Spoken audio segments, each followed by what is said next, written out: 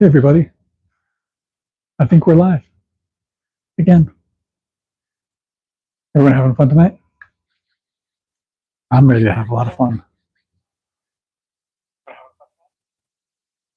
I should turn down the volume on my laptop before I do, so that it doesn't interfere with everything we want to hear and do. All right, so the other day during a live broadcast with my wife, we had a little competition. See who could make the best sign. This is the one I did. That's the one she did. But in the middle of it all, she somehow knocked my push stick off of the table saw, and I had just secured it with a little bit of wood glue and CA glue, super glue, for those of you who are not up on the CA glue lingo. So I'm just going to try to repair it, except I don't think I want to use this piece anymore because, oh hey, got a few participants in the chat already with Noah. Yes, I remember you, Noah. Thanks for joining us. I'm not making any signs tonight though, so at least I'm not planning to. Who knows where the night will take us. And Woodchucker, good to see you. Robert, good to see you. Billy, hey. See if I'm, oh, Plywood. Plywood, you don't remember Noah? That's sad. All right. So I was going to say is I don't want to use this piece for my push stick. I had just cut out a little sliver here on the bandsaw, leaving a little bit there so that when I'm pushing my workpiece through the table saw, I've got a little bit of a lip there to push it. But when it dropped, that piece got broken a little bit. It's still usable. But I was thinking, as this gets abused and used and everything, I'll want to cut more and more into it. And then that huge knot there is going to make it maybe not that exciting of a prospect to be cutting into. And I just don't want to have any bad experiences with my push stick. Push sticks are supposed to be avoiding bad experiences. So let's see. Woodchucker, did somebody say something funny? All right. And all right, we got Robert and Billy and Plywood. Yeah, sweet. So instead of reusing this piece, just found some scrap that generated the other night. And clean this up a little bit. I made this before. I just had it at a 90 degree, but I think I want it at more of an angle. So I'm going to cut off a sliver of this, which will make it so that I don't have to worry about sanding off the glue there on the bottom. And then attach it to this guy. I'll cut out a little segment like I did on this one on the bandsaw probably. And go from there. So let's go ahead and throw them in the chat. Let me know where you're watching from. I'm in Idaho, in great state of Idaho in the United States, Mountain Time Zone. So it is 9:04 p.m. for me right now. So let me know where you're watching from and what time it is, and see what we can do. All right, I'm going to reposition some things in the shop here so that I can access the miter saw. And so the miter saw can access the dust collection.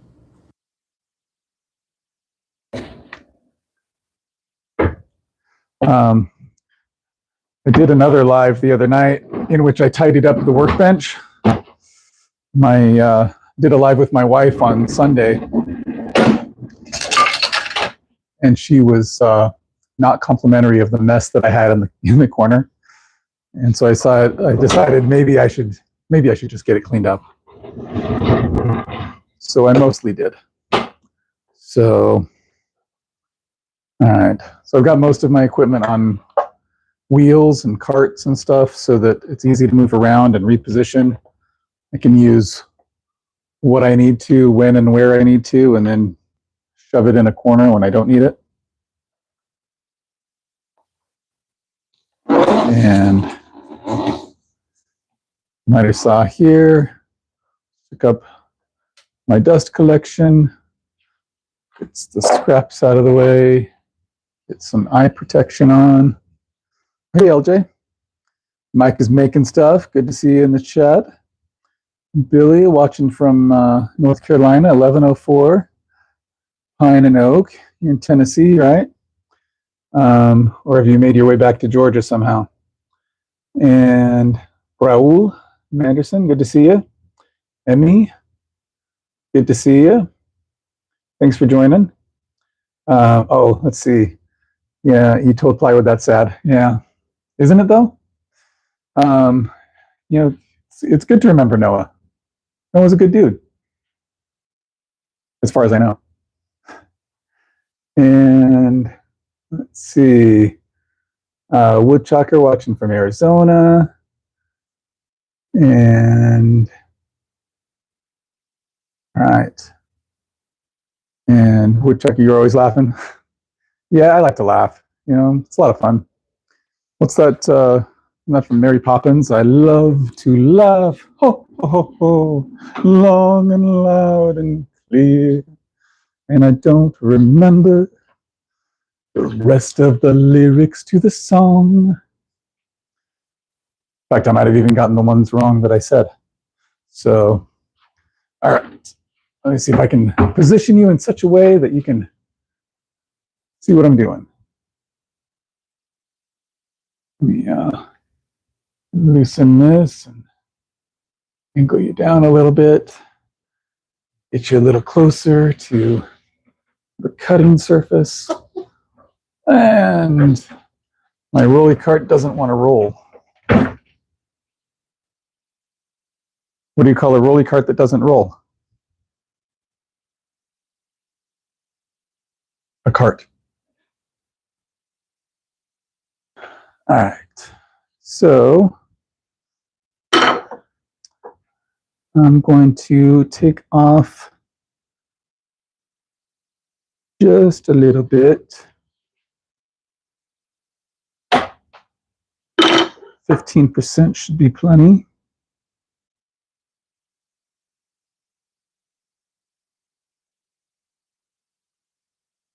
And want some ear protection before I turn on the vacuum.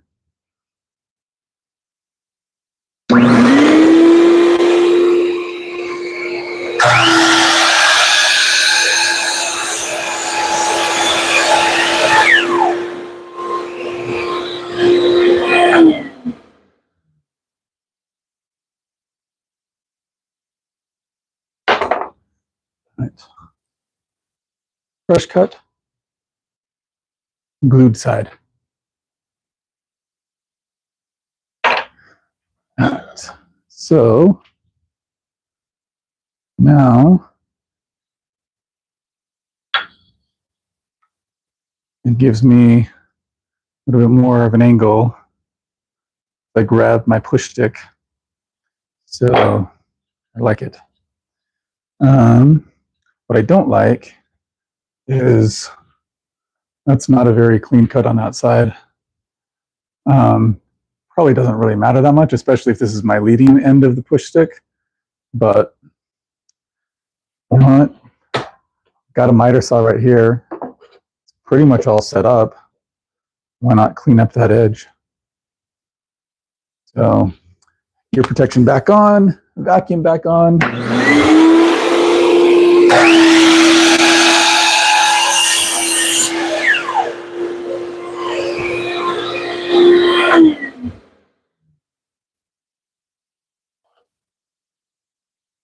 Oh, much better. All right. So now I can go either side. The downside to that is now I have to decide which side I want the handle to be on. Should I put it on this side so that the umbrella is heading that direction? Should I put it that way so the umbrella is heading this direction? What do you guys think? So I'll do a poll. Let's see here.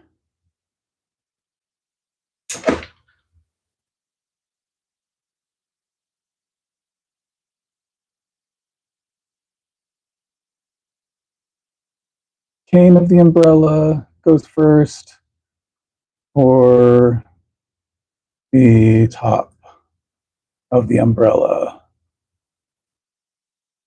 So just so it's clear, this would be the cane of the umbrella going first. This would be the top of the umbrella going first. And the poll is live. And so the reason why this has an umbrella on it in the first place is because I just salvaged this from a larger piece that was part of a shipping container. So it was free. That's my favorite price.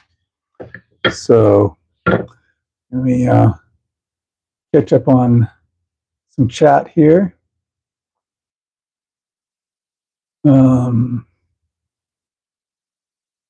Okay.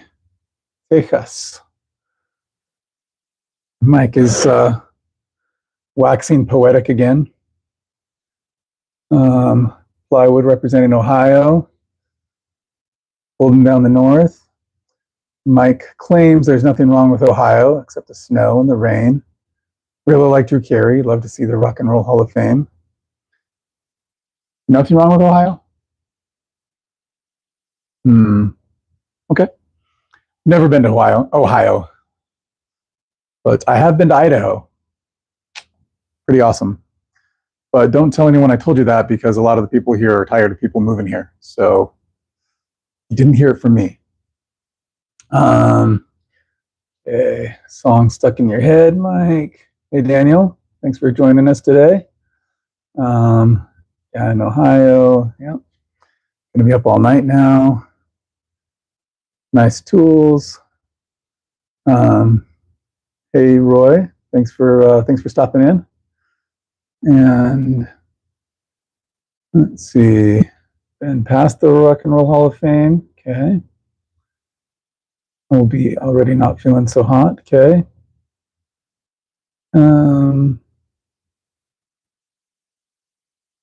Power through whatever, no matter what. Okay. Your pain, you've had your share of kidney stones. Oh, are you passing stones, Mike? Aches. I heard that's, what's the word for it? Painful. How are you going through that, man?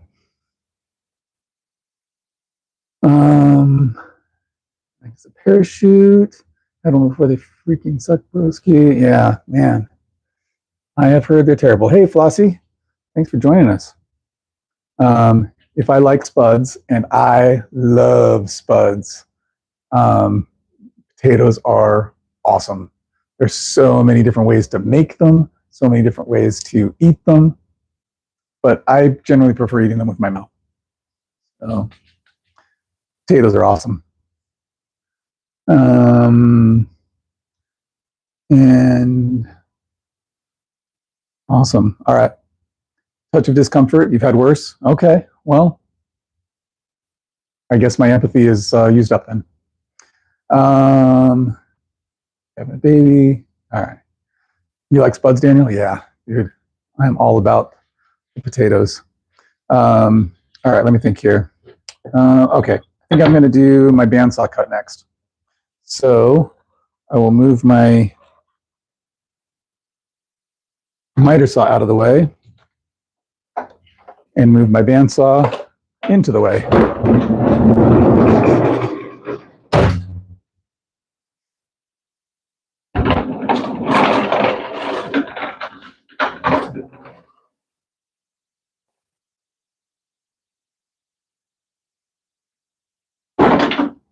My bandsaw requires an adapter, so it'll fit the the vacuum port. So I just made this adapter out of, I think this came with the shop vac, this came with the Syntec hose system, and then I just found a bottle of something that didn't need anymore and heat shrunk it down. So no need to buy adapters when you've got a heat gun and plastic bottles. And let me get the power cord out from under there before I connect that. All right. And I'll even use the fence here. I'll just shave off a little tiny bit. Grab some clamps for our bandsaw fence. I think I did a live about this bandsaw fence once. Somebody asked about it in the comments, so I think that's what we did it about. All right. So, let me look at the results of the poll here. So I will end the poll. Looks like you guys want the top of the umbrella to go first. So that was important to know before making the cut and determining which side's going to go first.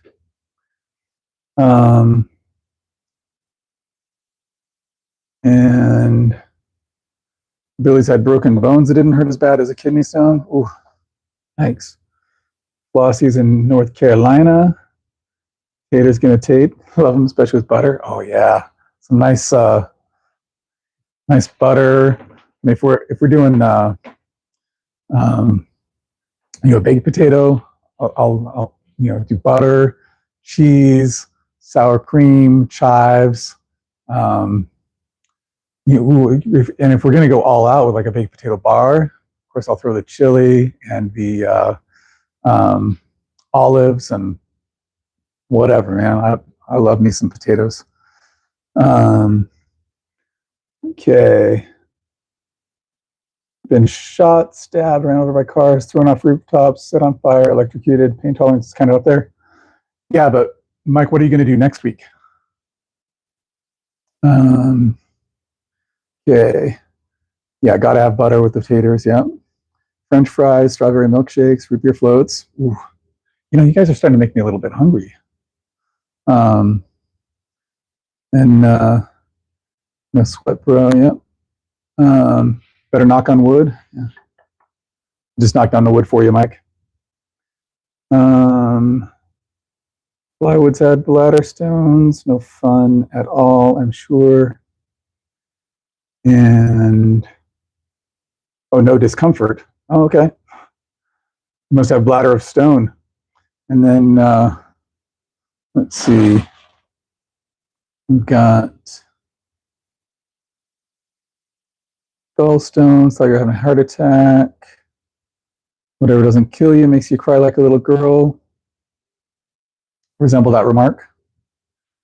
And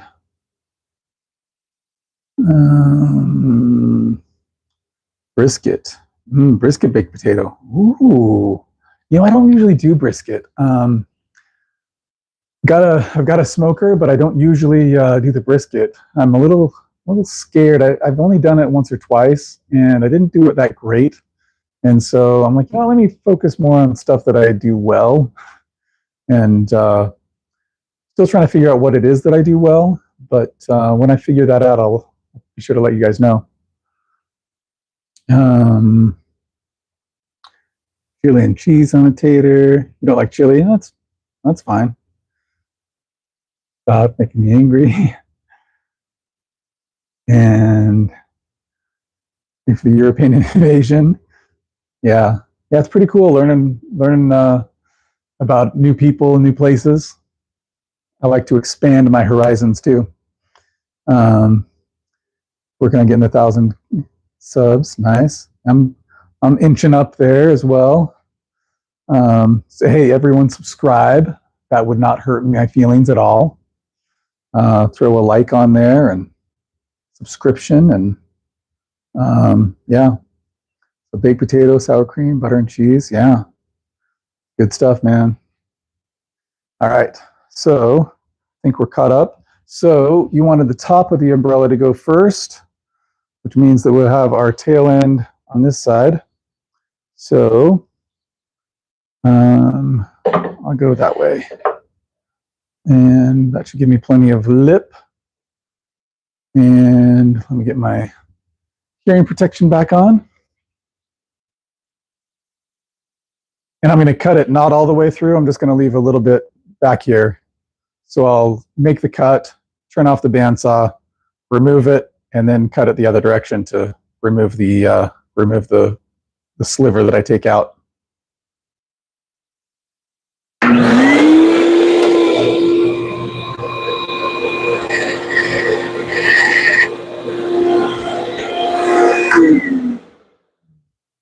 You know what might be good is adjusting this so that this isn't so flimsy here, which means I'll have to back this fence off because the fence doesn't want to be that close, which means I'll have to freehand it. Ooh.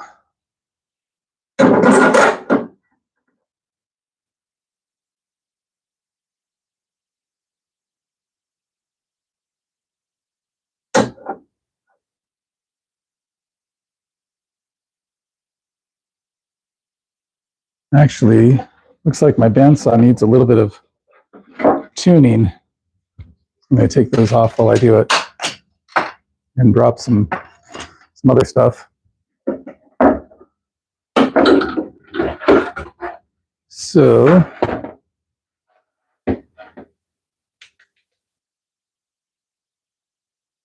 I'm sure I've showed this before, but the blade here is supposed to be much more in the center. And then if it is, then it should align a little bit better right here. There's two little, what are they called? I can't remember. I'm not sure if I'm even giving you a decent look at them. But the blade's supposed to be in between them, and that helps to stabilize it. There's two more down on the bottom that it's probably also not engaging.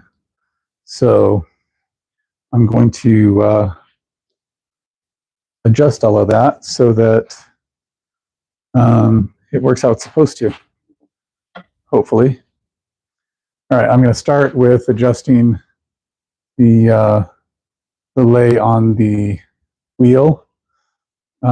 So I want the blade to be more in the center. And the way I'm going to do that is by adjusting this tracking screw. And if I remember right, if I want the blade to go further that way, I need to turn it clockwise. I'm just going to do a quarter turn and then see how that does.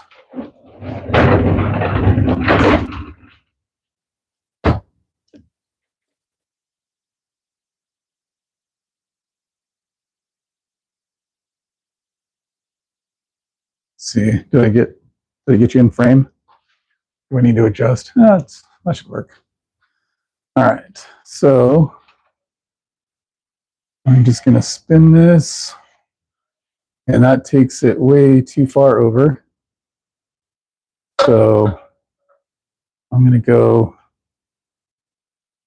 about 1/8 of a turn back the other direction.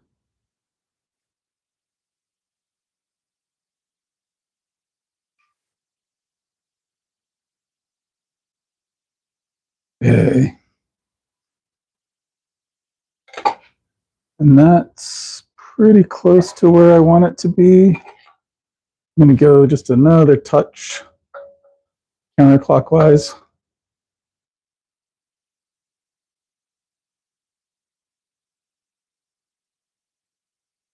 That's pretty much where I want it.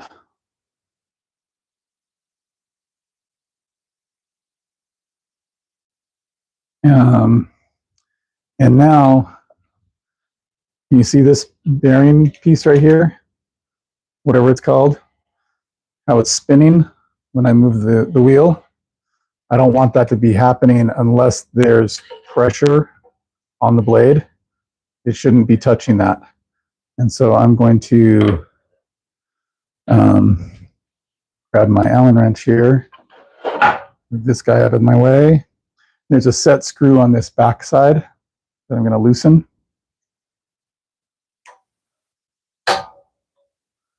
Then once that's loosened, I can adjust this knob right here to move this forward or backward.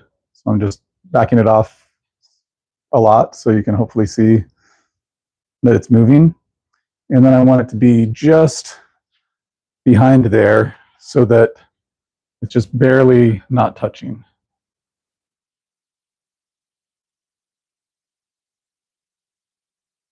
All right, so see how it moved? Moving right there. So I'm gonna back it off a tiny little bit. All right, and then lock it down.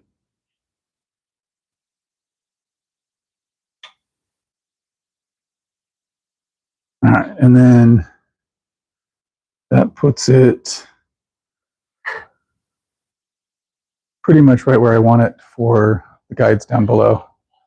And let me see if the one down below is also hitting.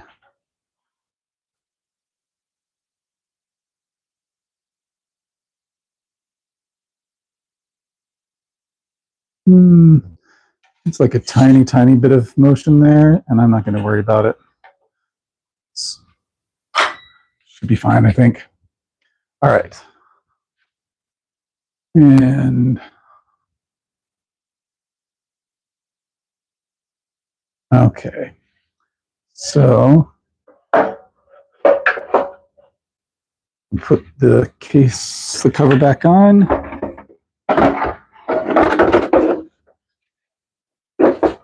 There were a ton of these old Craftsman bandsaws out there, and generally available for pretty inexpensive. So I probably told you guys how much I paid for this before, but why don't you go ahead and throw a guess as to how much I paid for the bandsaw. I will tell you though, when I got it, the bandsaw did not have a blade, and it did not have this this little throat plate, this little table insert thing. So keep that in mind.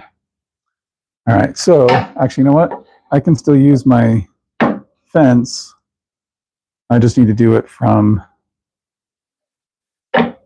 instead of having the wide side over there, I'll just have the wide side on this side. So see how brilliant I am? You guys probably already figured that out in the chat. Like, hey, Pedlato, use your noggin. Sometimes it's a challenge to use that whole brain thing.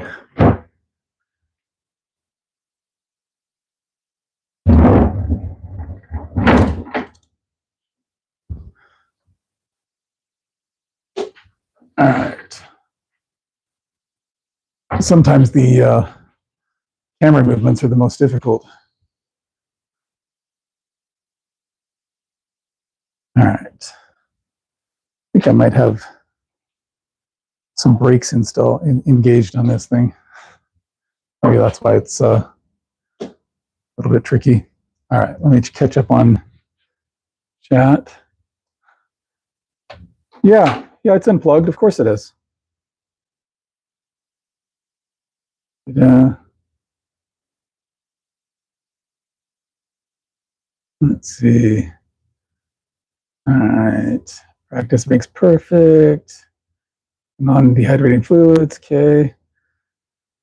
Viro en español. Ahora en portugués. Okay. 3rd gallon of water. Yeah. Oh. Yeah, you got to brush up on your Portuguese. Some cranberry juice. Yeah. Wouldn't joiner be easier to take off a sliver? Oh, yes, but I don't want to take off the whole amount. I just want to take off until right there. So I'm going to leave a little segment on the back end so that I can push things through, right? So kind of like with the old one here, got a little bit of a lip there, so then I can push it through by having that little excess there. So if I use the jointer, it'll take off a sliver of the whole thing. I want to take off a sliver of everything except just this last piece here. Does that make sense? Am I understanding your question correctly? Yeah, guide bushings. There we go. Better have more. You'll be crying like a man instead of a girl. Okay. Guide bushings, guide bearings. Yeah, something like that. Craftsman 113 uses the bushings. Yeah. Okay. Dandelion root.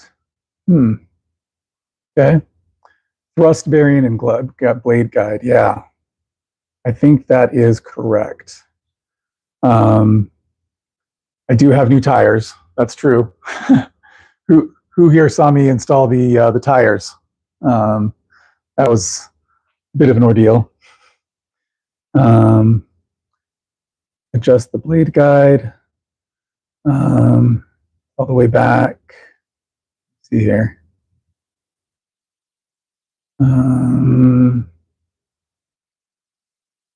It doesn't sit in the middle. It may be different for that machine though. Yeah, and it might be that your meat cutting bandsaw has different geometry than this guy. But my understanding is that you want not the blade isn't supposed to be right in the middle, but you want the what is the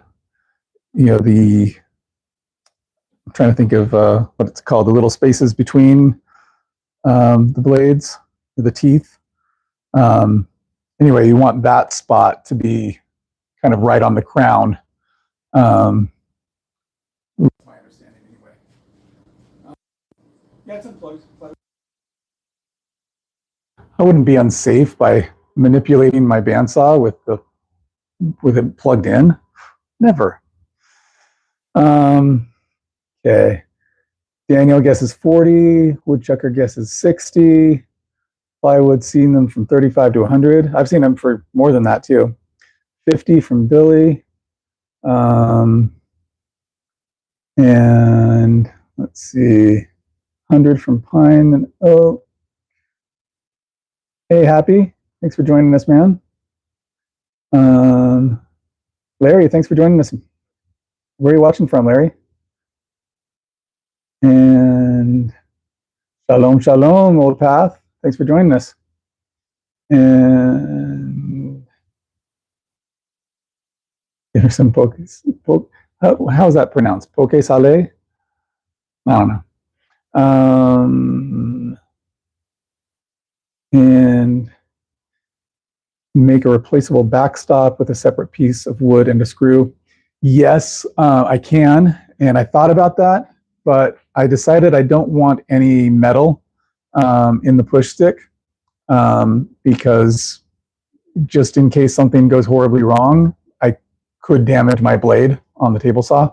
So I'd rather have it just be all wood and not have to worry about any potential damage. And so on this particular push stick, I'm just going to have that little lip at the end.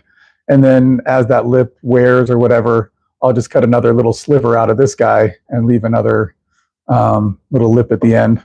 So I've got lots of capacity for trimming this guy down and using what I need to. Let's see. Fading memory. Okay. Gullet. Yeah, there we go. Thanks, Robert. And LJ. The things that do the thing. Yep. Knowing Pilato, it's $15. Good guess, LJ. And like pig in a poke salad. Yeah. All right. Elvis. Okay. And all right.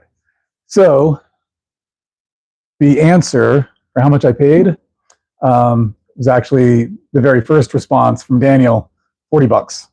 Paid $40 for it. And then for the blade, not this blade, but the first blade that I got for it and this insert, the blade and the insert combined cost more than the bandsaw. So, yeah. All right. Time for some hearing protection and the vacuum.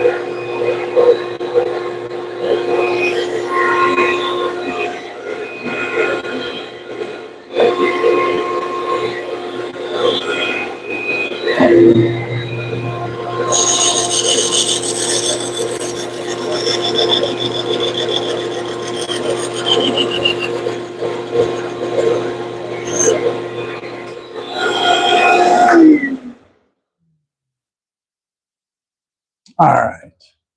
So I wasn't intending to leave this much of a lip, and thus you can see that I cut in there deeper.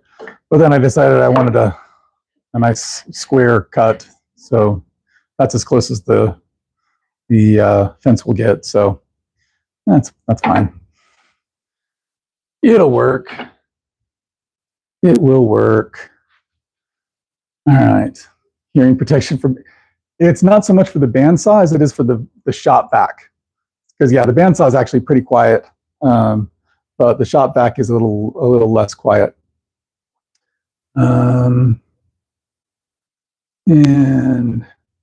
so, sorry, LJ, for offending your sense of unnecessary protection, the old hearing stuff. All right, so let's see what's going to be. You know what? I think I'll bring this around here and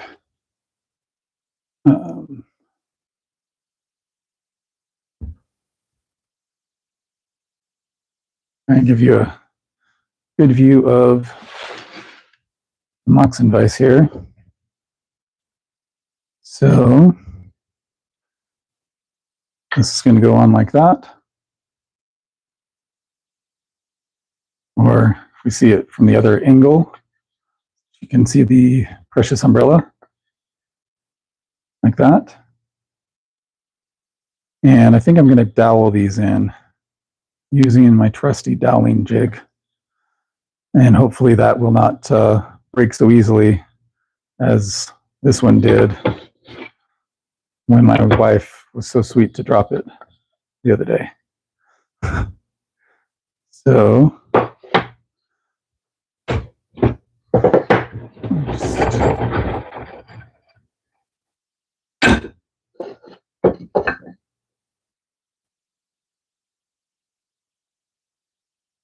And got this doweling jig a while ago, and I haven't really used it that much.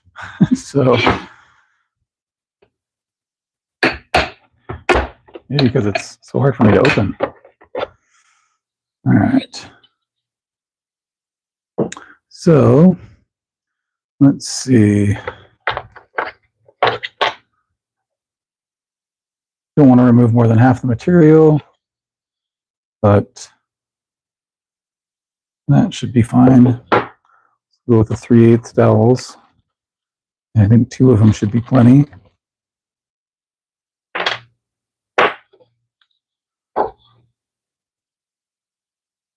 So mark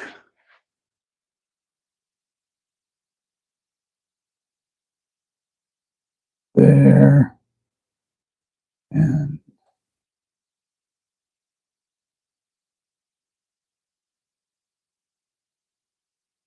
there, I think.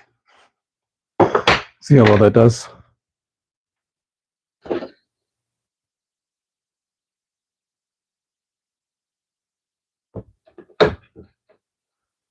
And oh yeah, surprised I haven't closed the shop vac. Yeah, I'm lazy, I guess. I just have it set up with the cyclone separator there, so don't have to worry about changing the filters or anything nearly as much. So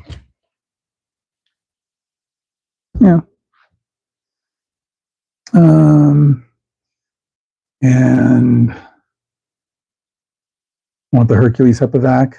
Yeah. Rigid shop vac. It's loud. Yeah, it's pretty loud. Built a box with cheap carpet padding. Interesting. Maybe I'll think of doing something similar. Robert has one. Cuts down on the noise. Yeah. Okay. Any lights went out today. Uh-oh. Ice cream is gone. Oh no. No more ice cream? Okay. Well, sad. Very sad. Okay. All right. So doing this guy. And let's see. Let's see if I remember how to work this thing. I'm going to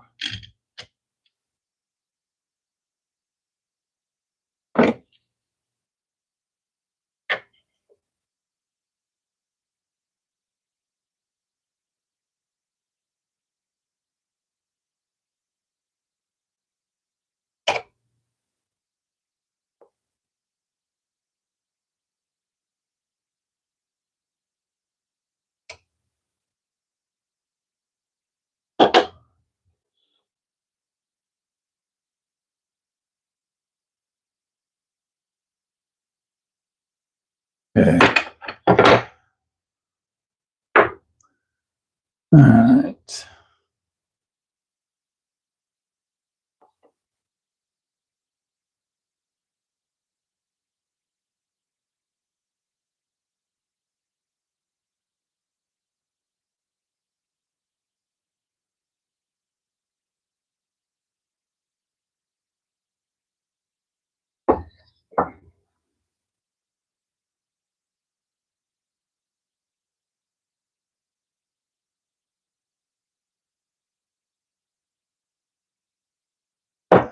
I need to get this guy involved.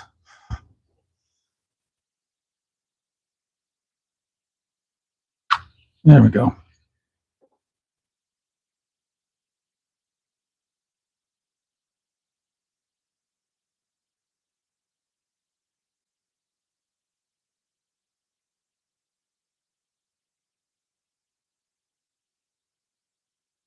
And where did I put the pieces that screw into it? Oh, right there.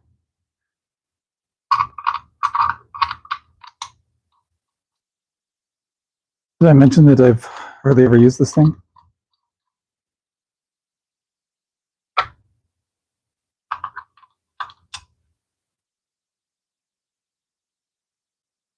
And look, you have a jet dust collection system, its own area for the main, but use the rigid as a mobile unit. Yeah. Wasn't your idea, LJ? You saw video on YouTube, 2 5-gallon buckets, one gets fruit on top, the other slips inside. I think I've seen that too. Bear says if you hit the like button, you'll get ice cream. You know what? I'll hit the like button. Geez, I want ice cream. Daniel, if you thought about it at the time, sure would have. Yep. All in for free ice cream. Yep. My setup is similar. Cheap Harbor Freight dust collector for the bigger stuff. Rigid for the sander and router table. Yeah. Don't want this ice cream. Melted and refrozen. Ick. Know what you'll be doing tomorrow. Okay. And Pine Nook enclosed his main with leftover acoustical panel from, ooh, smart. And buried all the ice cream figures. Freaking bear. All right. I also have a dust collector in the corner over there, but I still need to get it set up because I'm a slacker. So put that down right there. Let me grab drill.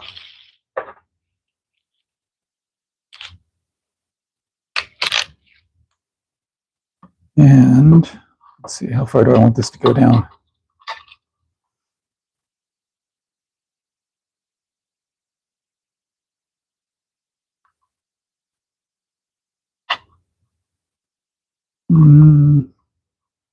About to there.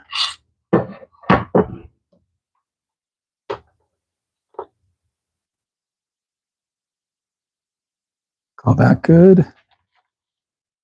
And my little Allen wrench. And drop it.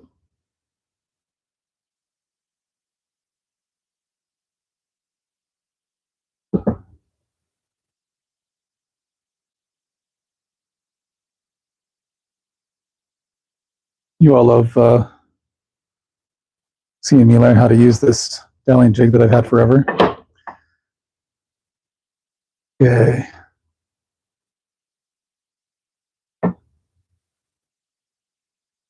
And what's the reason behind having different dust collectors set up like this?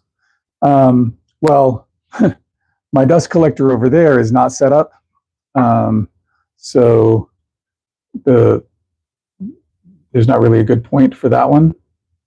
But I got that dust collector along with my planer and jointer and stuff. But I don't have the 4-inch hose to work with it. And so I've just been lazy, haven't gotten it. And so really I got it primarily for the use with the planer. But mostly I've just been sweeping up the shavings from the planer and putting them in the garden as mulch. And then on my shop vac and cyclone separator system, this is what I use for most stuff.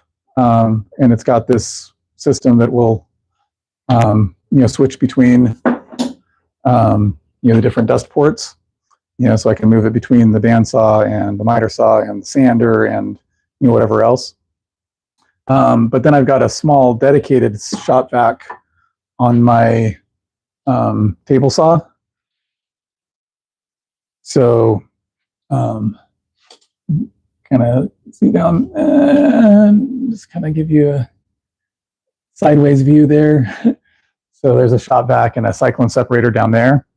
And so it has its own setup. So I don't have to connect and disconnect the main cyclone separator to the table saw because it's already set up. So just makes it a little easier to not have to switch between things if I've got some things that are dedicated like that. I'm thinking to do something similar with the miter saw when I build a new miter saw station. I'm also thinking to build a station for my planer and jointer combined. Maybe have the dust collector underneath so that it's kind of, roll that around instead of having to move the planer and jointer out from below the workbench every time I want to use them. So anyway, let me see if I can get this lined up properly. And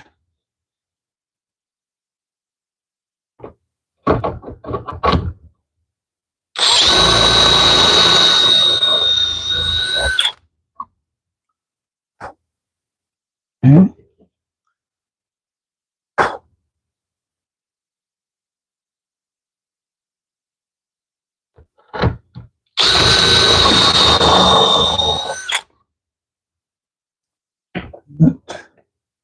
I feel like it was a little bit,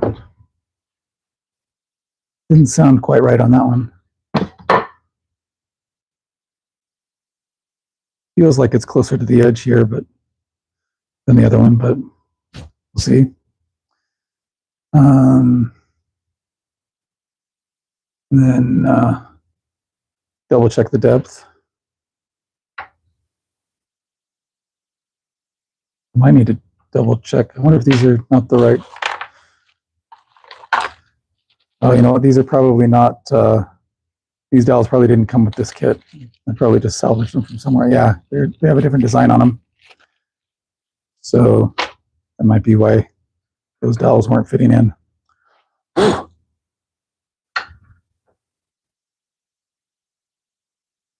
Yeah, I think that's, yep, less than half.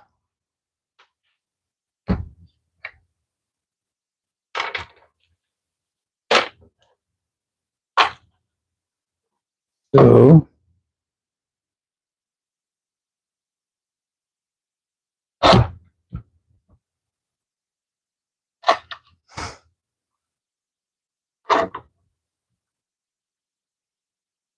come on now.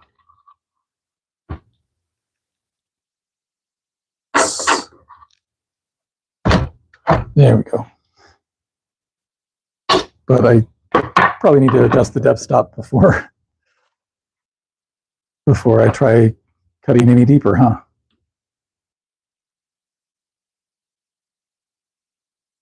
Let's try it to there.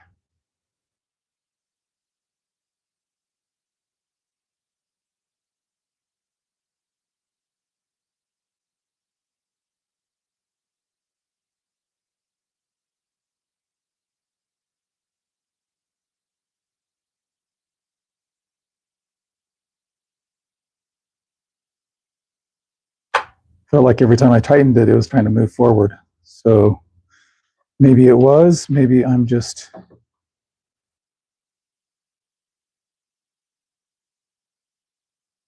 off.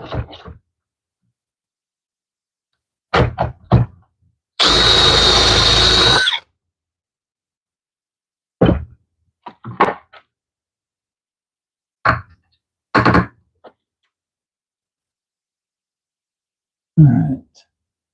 That I think is just more than half, which is good enough for my purposes. I'm going to extract that so that I can put some glue in there before I connect it.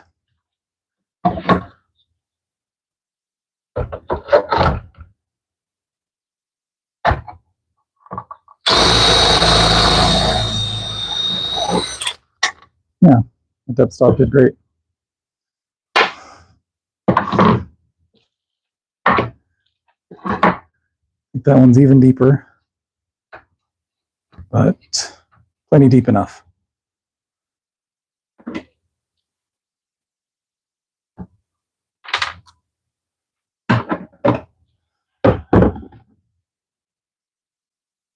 And yeah, some tools need different airflow. Yeah, so like if I tried to hook up the shop vac to my planer, there's no way that would work. It would just clog it up. It just doesn't have the airflow to handle it. It's got a lot of suction, but it doesn't have good enough airflow or whatever, like something like that. I don't remember. And galvanized HVAC in your old shop doing PVC. Okay. Lotto, LJ, and Robert. Still haven't seen one. Still haven't set one up. Okay. And sweep it up and throw it in the garden. Hey, that works. And it ends up being hopefully some pretty good mulch for you as well. And Danny works in the driveway. Roll it out. Yeah, she gets upset about sawdust in the yard. Funny.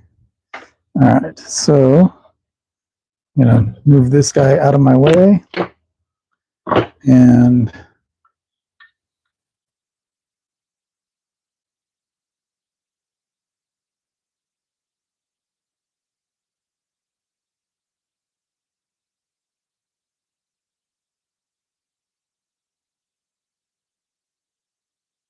I'm not particularly confident in the pencil mark I made earlier, so I want to make a little bit better mark now. So let's throw this in here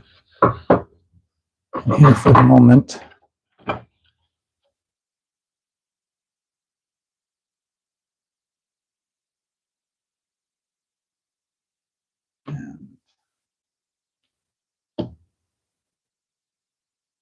And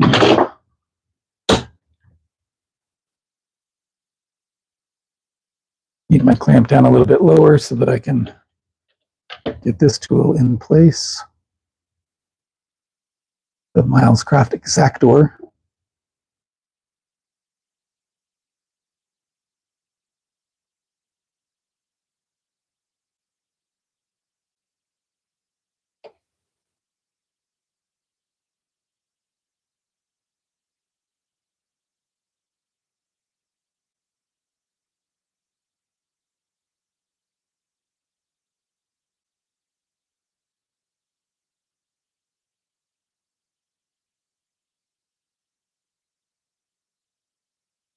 Okay. All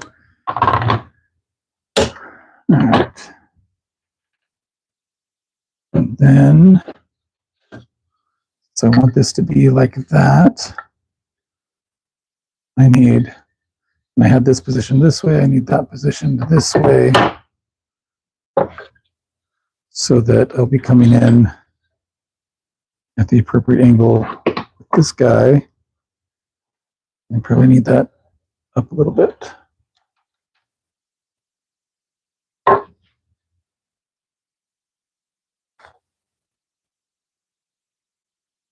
right, something like that.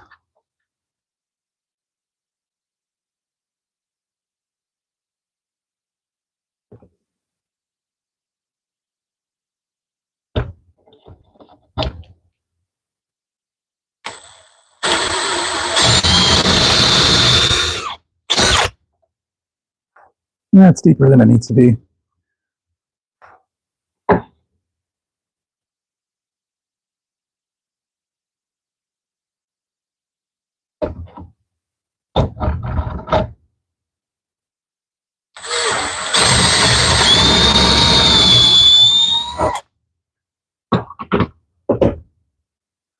All right. Do a little dry fit here to see how poorly it fits. This piece is actually a bit thicker than this one, so I know that'll be a bit off. I was thinking to center it, but then I thought, don't worry about it. Okay.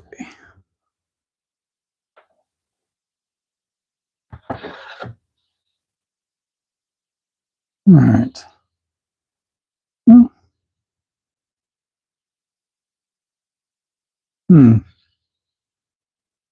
Yeah.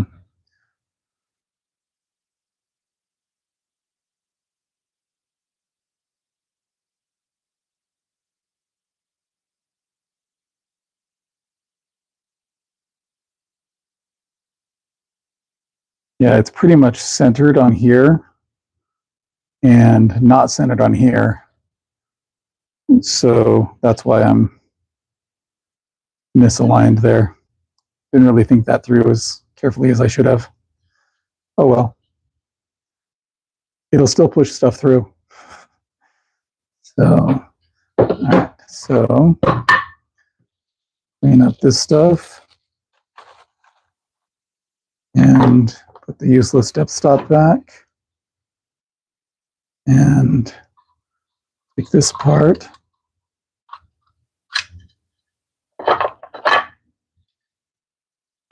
And my drill bit out.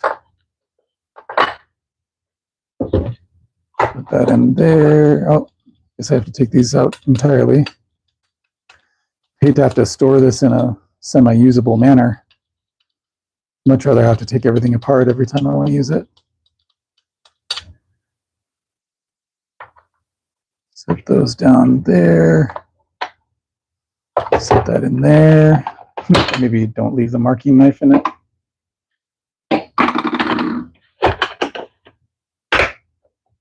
And put the jig away. All right. So that I will not remember how it's supposed to be used the next time I need to use it. Okay. So, I was saying earlier, those are deeper than they need to be on both sides, but I'm not particularly worried about it.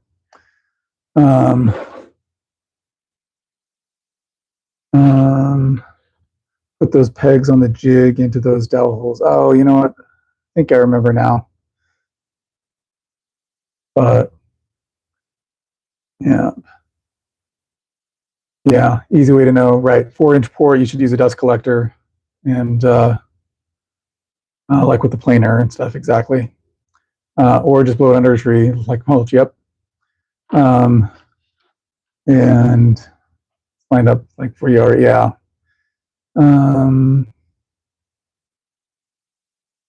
What's your KD ratio? Reed, I'm not sure what you mean by KD ratio. It'll buff out, right? Close enough for government work, yep. Cost saving on packaging, yeah. Yep, an inch more could have, you know what? I've been told that 1 inch makes all the difference. All right. And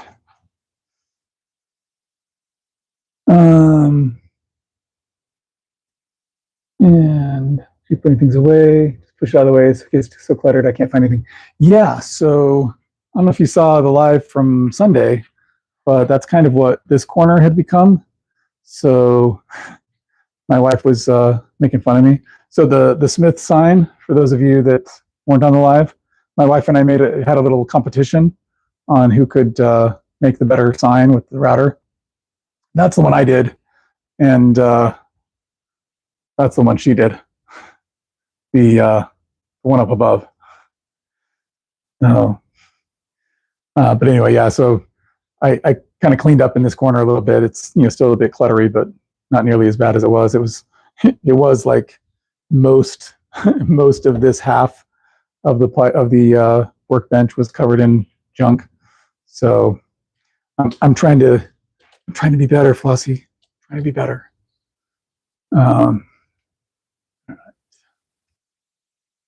And then I'll just grab one of the items over there that in the way, and the anniversary inch. Yep. My wife's still waiting for that anniversary, I think. All right. One of these days, sweetheart. All right.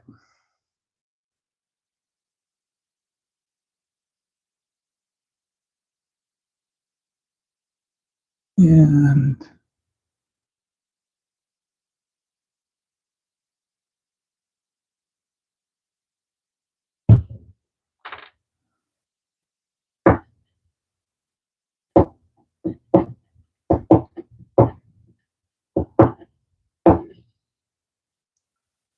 so I'm gonna kind of make sure that there's glue all over on that. I was thinking that it would be relatively easy to move it around.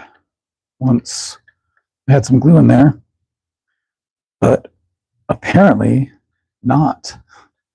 Oh, crap. You know, I'm going to leave that. And I'm just going to put a little bit of glue on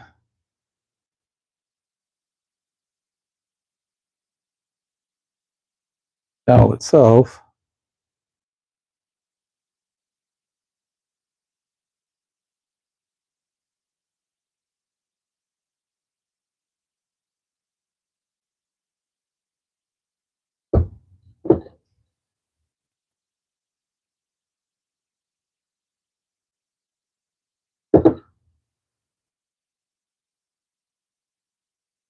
Maybe I didn't seat those enough. Seemed like I had plenty of okay.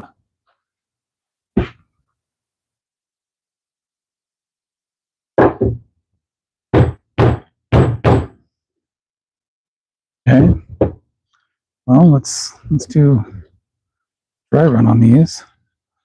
Well, yeah, I tested it. I did the dry fit earlier, right? So it should work. All right.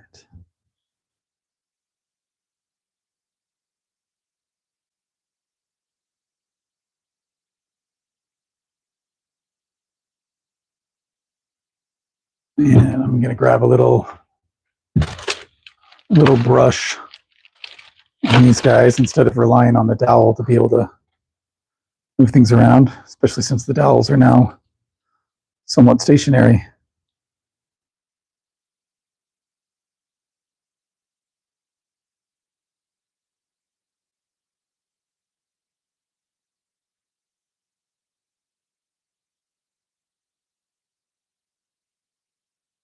All right. And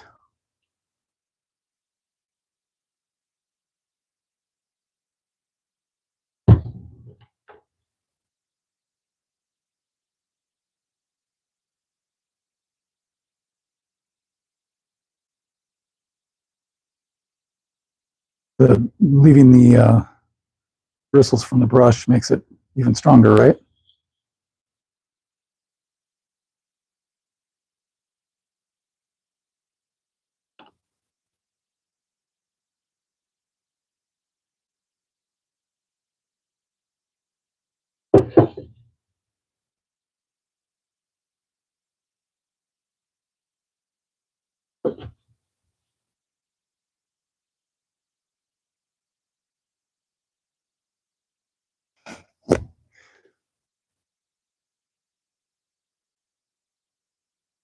See, I just need to hold this for a count of 24 hours.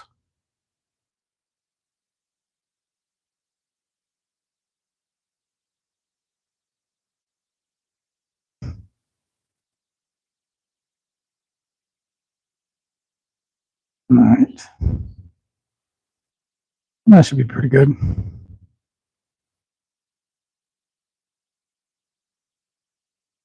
That should be a lot stronger than the connection I had on this guy. So I think I'm going to let him dry. I'm not even going to worry about clamping him up because those dowels should keep him pretty much in place. So now it's cleanup time, Flossie. Got to clean up our messes afterwards, right? After we play. Didn't we learn that in kindergarten or preschool? Or I guess I didn't do preschool, so I know it shows. But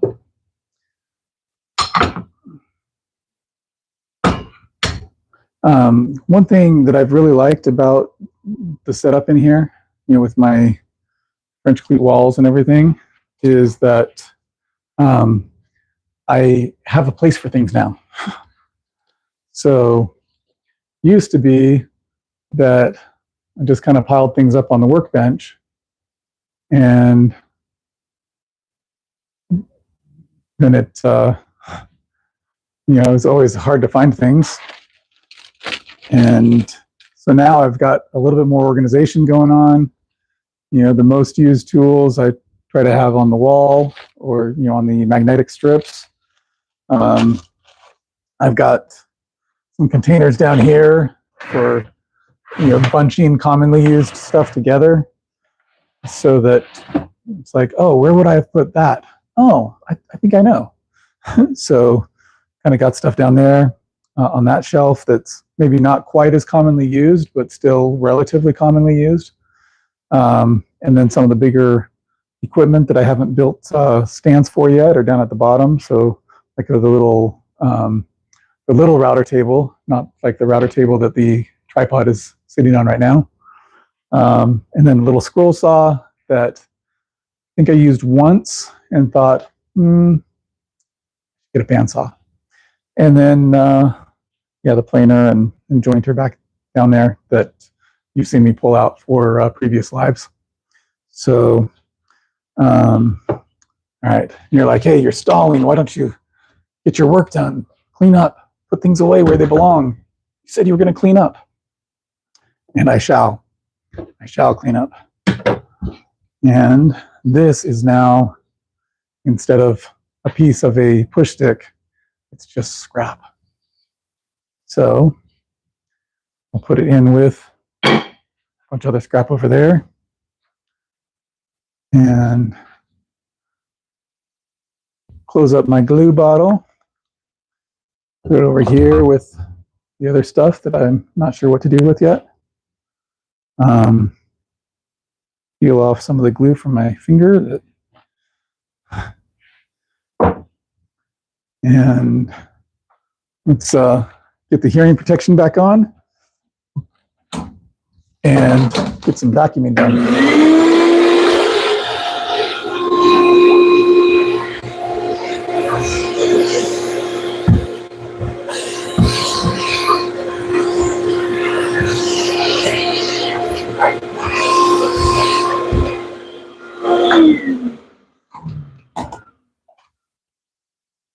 All right, and then, screwdriver from adjusting the tracking on the bandsaw.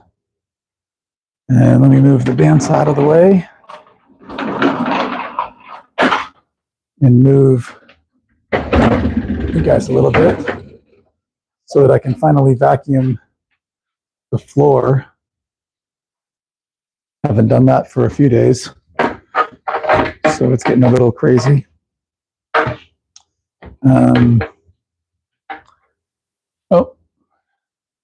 Need this from the bandsaw first.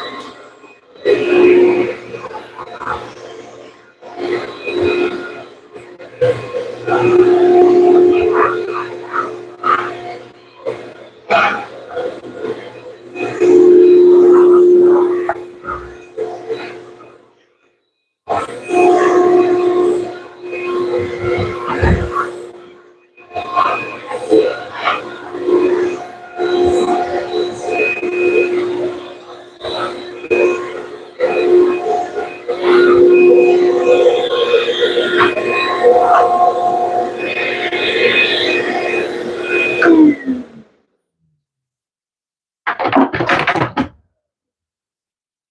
right. And oh, looks like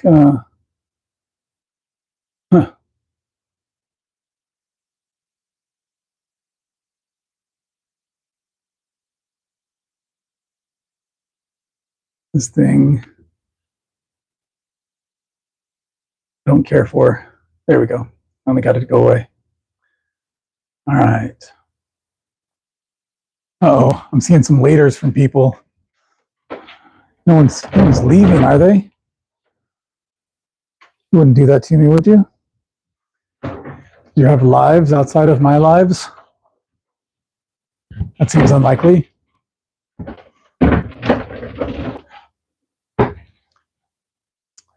All right, so got that push stick complete, just waiting for it to dry. And let me catch up on all of our chat here. LJ's heading to bed. Good night, LJ, if your stick is still around. And Daniel should take a nap. Good night, Daniel. Good night, Happy. And let's see. Before I go, little tip. I know it's not fine furniture, only a push stick. Seeing another streamer soak his dowels in glue for a minute or two. Then the dowel swelled up and absorbed more glue before setting them. Yeah, I actually thought about not that, but after I'd put the dowels in, putting on a coat of glue on the flat surfaces that we're going to join, and then just letting those set a little bit and kind of soak in the glue, and then putting a little bit more. But I figured it was an overkill, yeah, probably overkill on on the dowels for considering what this is. But as far as the soaking the dowels and everything, but that's not a bad tip for just get in the practice, get in the habit of doing that. So yeah, get swelled up, absorb more glue. Yep. All right. Plywood. Yeah, they are dropping like flies, huh? When you hit the mallet, me and my wife both. Oh, hey, right stuff. Dun, dun, dun, dun, dun, dun, dun, dun, dun. Yeah, good thing to test. Yep. These young people just can't stay up. Yep. Pine and Oak is still up. Yeah, Pine and Oak, you're, like I was saying on somebody's live recently, like you're just a baby, man. Super young. Would you graduate in like 2010 or something? It was 2004. I don't remember. All right. And no appointments for plywood or for Billy. Plenty of years taking naps in the parking lot. Stayed out till last call, worked till 5 a.m. Cool. Swap the booze for midnight bowls of cereal. You done your drinking while working? Guess that's one way to do it, Billy. I don't actually drink, so I don't have to worry about when I get my drinking in. The drinking I do is sparkling ice. Get that at the Costco. I got some pretty good pricing, especially when it's on special. Load up on that, put it in the fridge at the office. It tastes pretty good, and it's 0 to 5 calories, something like that. So helping me to retain my girlish figure.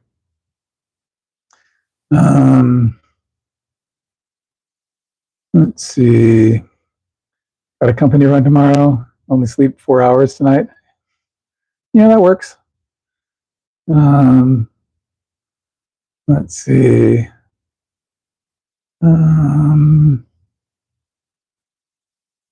Billy hasn't had a drink in 12 years. I drink water. Sparkling ice. Really slept an hour. Also, try not to nap. You had a migraine. Okay. Hope you're feeling better.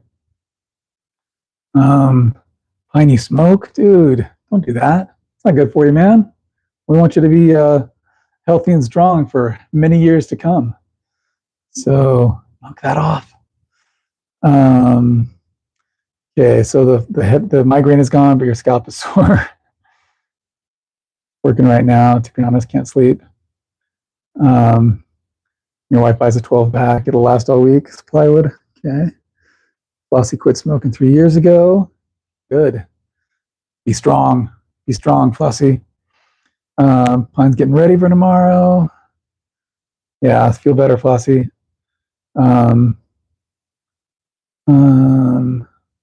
What state are we in? I'm not sure which state we are in, but I'm in Idaho. So in the United States of America. We've got lots of other people from other places. Got Tennessee and Ohio and North Carolina represented. Flossie, are you in? Where did you tell me where you're in? You probably have told me several times, but are you in Ohio too? Seems like half of the people that I follow are in Ohio. Oh wait, no, North Carolina. It's right there. What part of North Carolina are you in?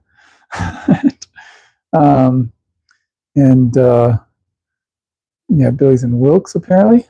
Yeah, and okay, King Beard, you're in Ash. Cool. See, look at all these cool connections coming up. And plus, I bought a 12 pack 3 months ago. Still have half. Nice. Plains County, Tennessee. Y'all are welcome to visit. Just come on. Sweet. Tobacco, other, I would stay up to, but paranoid is, oh yeah, not the same stuff anymore.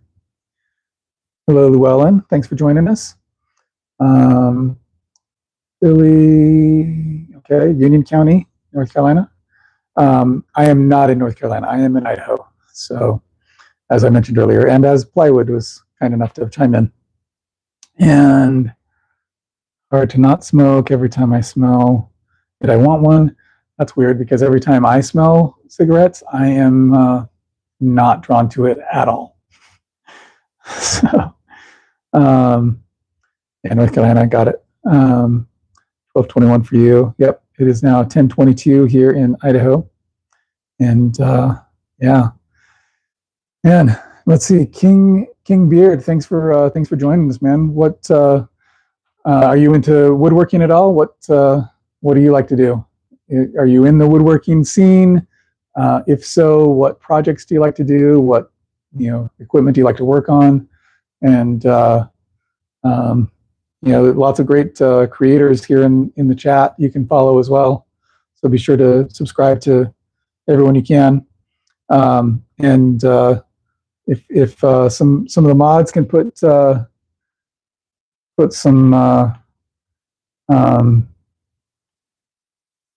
some links in the chat for all of our creators, that would be awesome for everyone who wants to add subscriptions to you guys.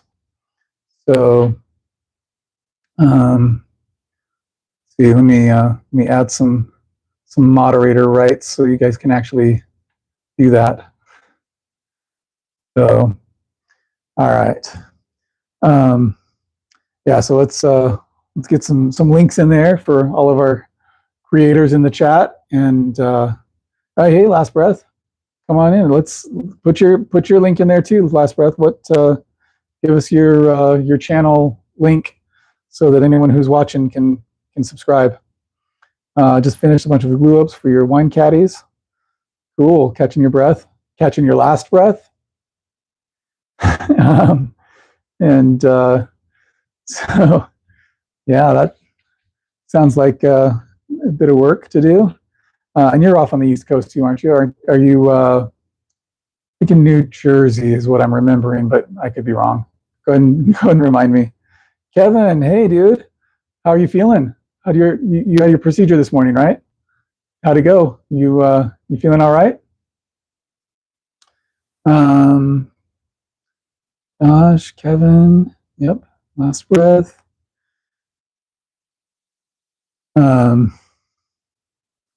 Yeah, I was thinking about you earlier. I was looking at somebody else's live, hoping to hoping to catch you there to see how you're doing. So I'm glad you popped in, man. Hoping you're doing well. And why am I still wearing these? Oh, I'm wearing these. This is the glasses that my wife used the other day, but she didn't want just boring old safety glasses, right? So she had to trick them out. So she put a little silvery heart that she made out of the insulation tape, and I didn't even notice the whole time I'm wearing it. Like, she used the double stick tape to stick it on there, and peripheral vision didn't even notice. Wow. So, hey, Roger, good to see you, man. Caught your at least the tail end of your live earlier. Looked like you were going to town on those. So I usually like to leave one pair of my safety glasses on the handle for the miter saw, just to remind myself if I'm about to use the miter saw, hey, maybe I should make sure I've got some eye protection on. So, let's see. Last breath, getting ready to make templates, speed up the process for batching them out. Cool. Yeah. There you go, Raja. And she loves you like that. Yeah, she loves me so much. She's willing to let me parade around the shop on lives with silver hearts on my safety glasses. That is true love. And you had a great time when my wife was on. Yeah, I had a good time too. I was just really concerned that I was going to lose the freaking competition, but thankfully you all pulled through. Speaking, of course, to those of you who voted for me instead of the traitors who voted for my wife.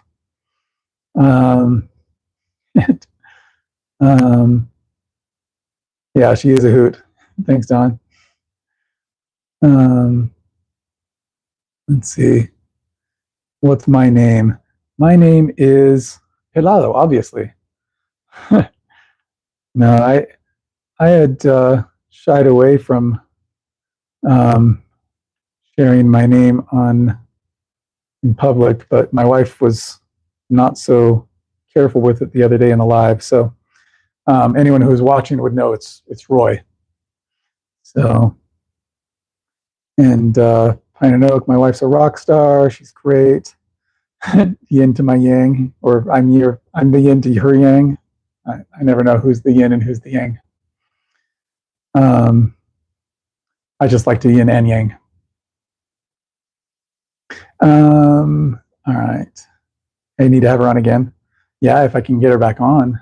You know, she was just really shy and didn't you know, and didn't want to go on camera or be on live.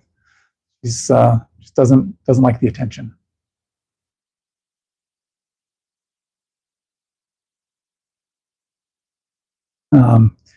Honestly, though, she was apprehensive. I wasn't planning to go live on Sunday. We were just going to record the competition basically, and then I was going to edit it and post it later. But the software that I used to record with wasn't working properly, and so I was like, okay, well, I could try recording this a different way, or we could just go live and do it that way. So she was apprehensive at first, but she kind of got into it a little bit. So she was in the moment. So yeah, Flossie, go back and watch. It's pretty fun. Kind of long, but a lot of times I'll, if it's after the fact instead of a live, I'll just like watch double time, so I can get a lot more in. But yeah, Billy, be ready to laugh until you cry. She's a natural. Yeah. Yeah. Very nice work. Yep. Yeah, she's a lot of fun. So I enjoyed having her on.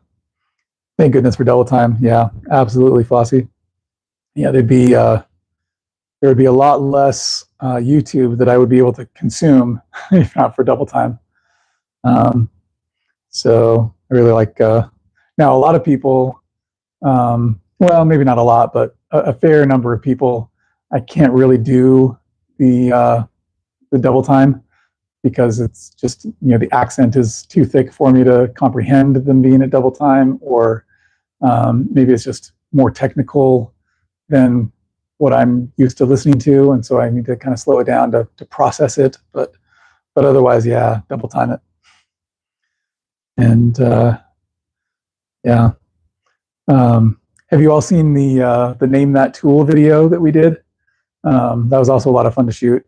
I actually did that a while ago, and just had it ready to edit and put together. I actually did a live several weeks ago, like a Saturday morning or something. Maybe it was on a holiday, a Monday morning or something. But and I just did a poll and said, hey, what video do you want me to do next? And that was one of the options, was this, Name That Tool video. And I thought that would be the overwhelming favorite in the poll, and it was not. And so I ended up putting that off for longer. I was kind of not excited about editing it because my wife said that she wanted to see it before I posted it. And I was like, I don't want her to have veto power on the edit because, she'll be self-conscious about this or that, and she'll want to, tear out all the things that are, the most hilarious. And so I was like, I'm just posting it without her seeing.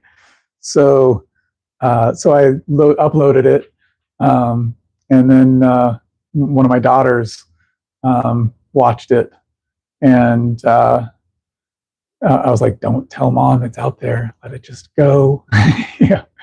And so then by the time she actually did watch it later that night, there were already a ton of comments from a lot of you talking about how awesome it was and how great she was.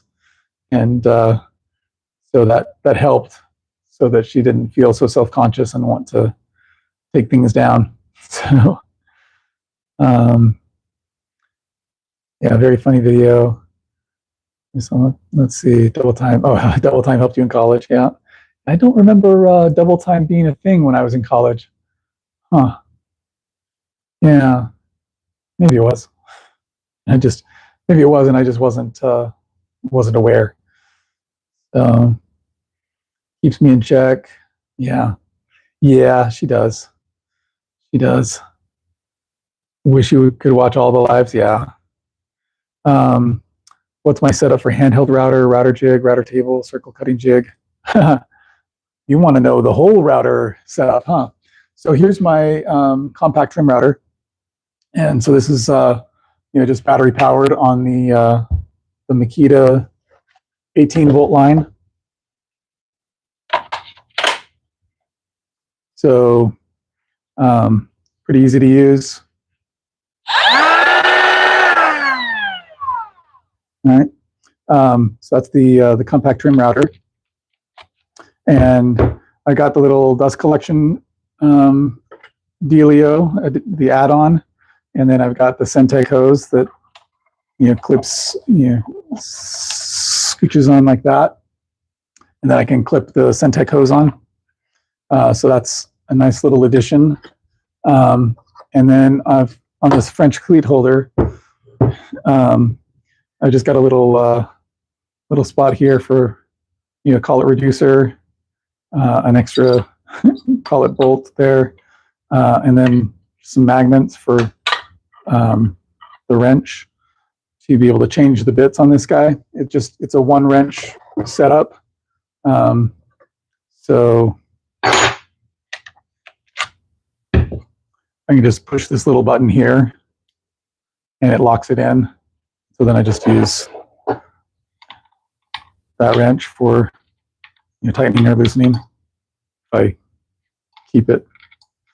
I keep this button depressed while I do it. So anyway, so that's pretty straightforward. So that's the compact trim router. I don't have a router table for the compact trim router. And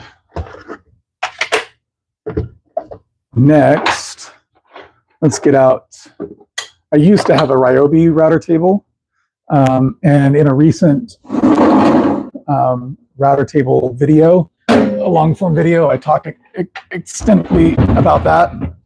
So this is the next router table that I bought after the Ryobi.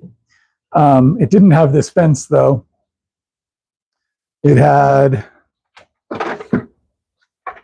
let me get the rest of it here.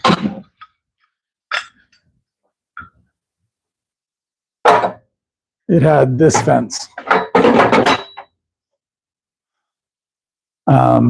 So what I didn't like about this fence is, number one, the fence isn't connected.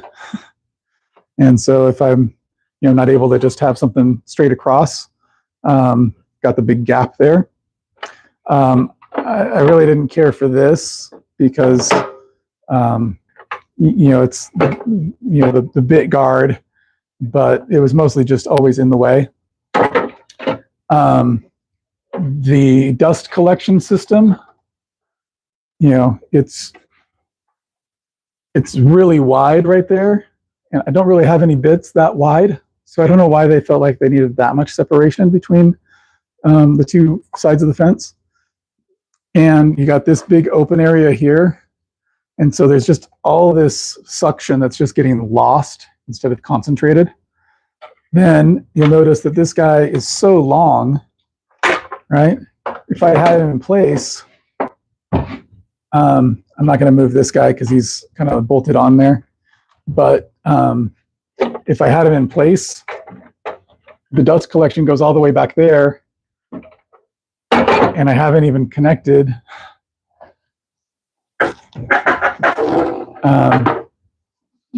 because of the type of connection it is. I've got to have my adapter and everything on it. And so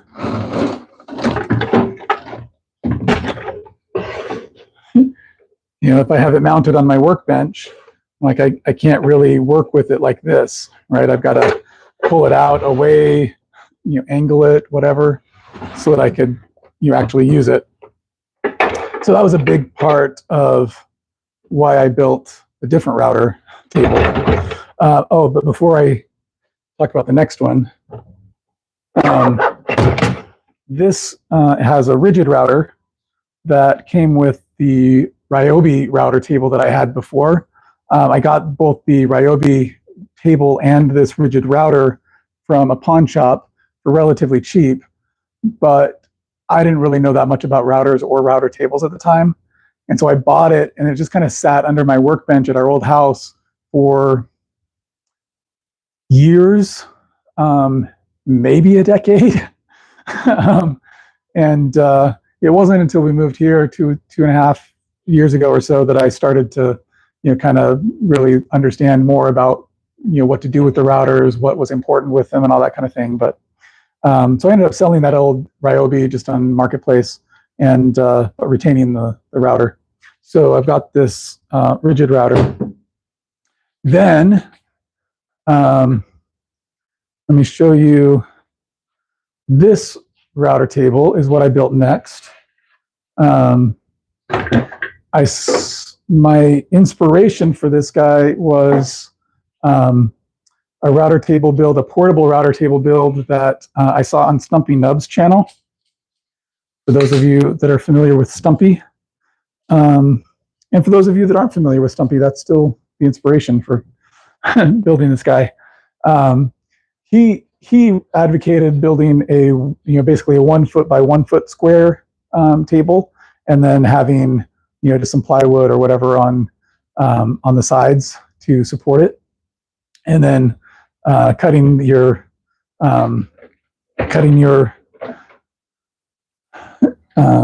hole in the middle for the router. And one of the benefits of doing it that way, he explained, is then you can get your fence, and you can put little lips on it, right? And so now my fence is square to my table, but I can also do it this way. Now, do I really need to have it that like that so that I could do it either direction. Not really, but it's kind of nice. But I decided, why go for 1 foot by 1 foot when I could go for a 2 foot by 2 foot, right? So that's what this is, and it's just out of I think 1/2 inch MDF.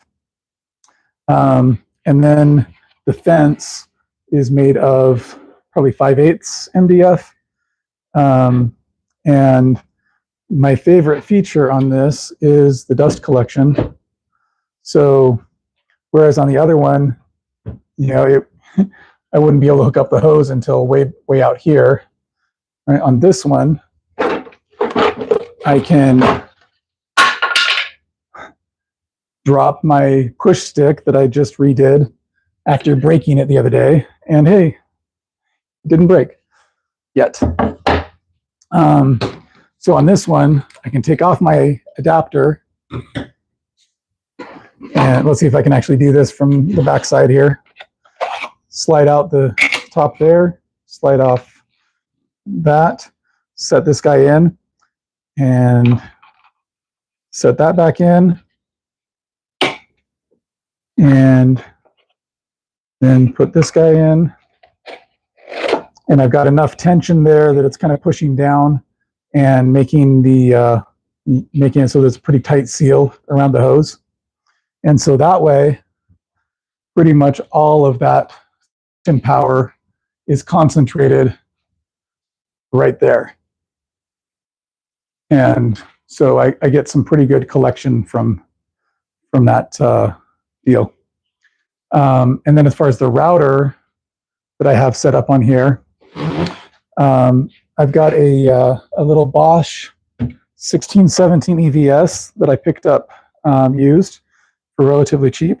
I think I paid 50-ish for this, and they still sell these new. So this model has been around for quite a while, and it's really highly rated. And I've got the fixed base mounted on the bottom, on the back side of this table. And one of the nice things about that base in particular, and why I've got why I'm using the 1617 here, is because of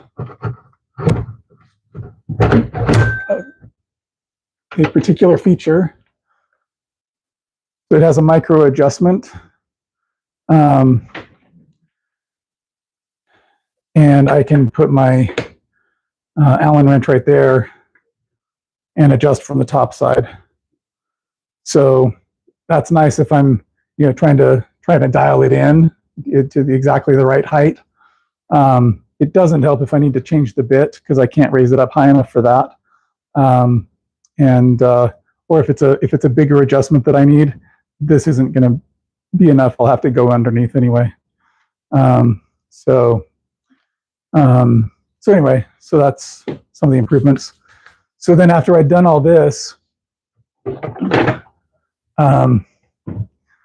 I took the design that I'd implemented in this router fence and made one for this router table. So it's the same kind of concepts. The big addition is that this guy had these dials on this old setup, connecting right there. And so then I just drilled holes for those to be able to secure down. So anyway, so those are the router tables that I have right now. And then the only other routers that I have, yes, there are more routers. I've got an old 1604 Bosch router, and this is what I used, or this is what we used in our competition on Sunday to make the signs, and that's why I've still got the V bit, the V-shaped bit in there. But yeah, this guy's pretty ancient, probably the 80s or maybe the 90s, I don't know. If you guys want to look up when the 1604 router came out and when they stopped making it. But it's just got the little on-off switch right there.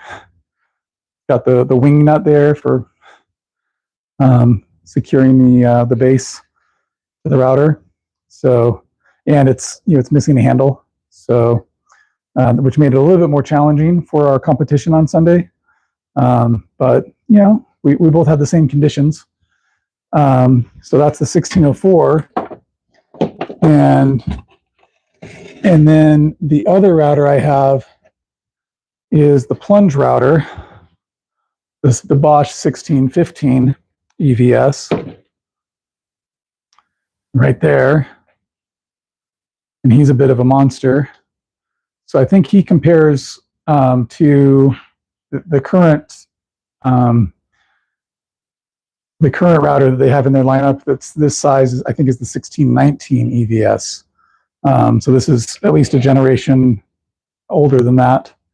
And then you can, just for a size comparison, you can see here's the compact trim router next to the Bosch 1615 EVS.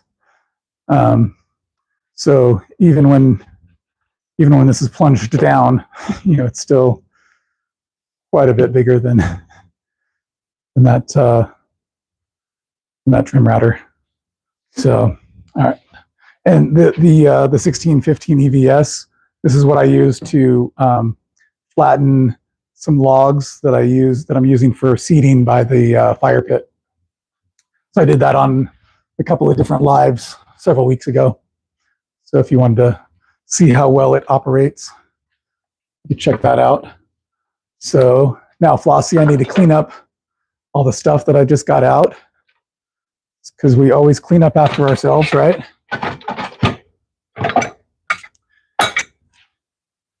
And all right, let me get my rigid back in the mount here. Sometimes it's easier than others.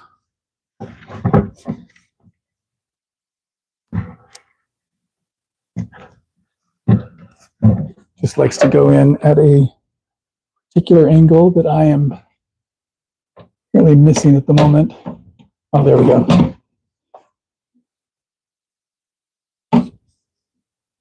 I had it almost exactly in the wrong configuration.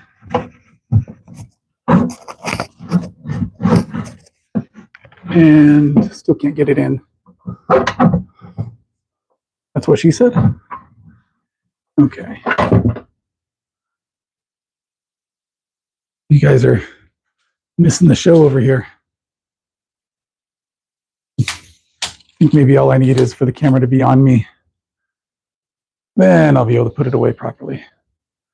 And then I'll be able to come over and catch up on the chat. All right. So that should go right there. World. There we go. All right.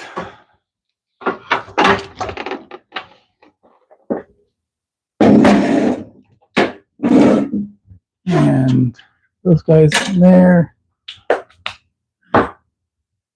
That over there. Okay. Let me see now. That probably took a lot longer than you were anticipating, Matthew. A lot longer answer. I can be a little long-winded sometimes.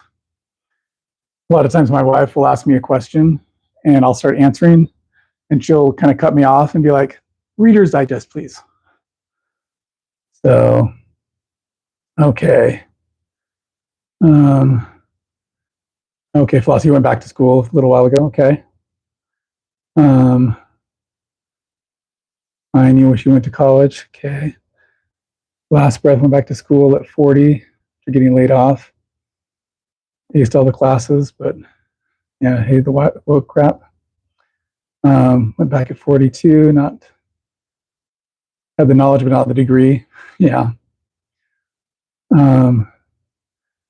Wish you'd gone to college for the fun side of it, but you had good experience, met good people. Could you cut off part to make it fit?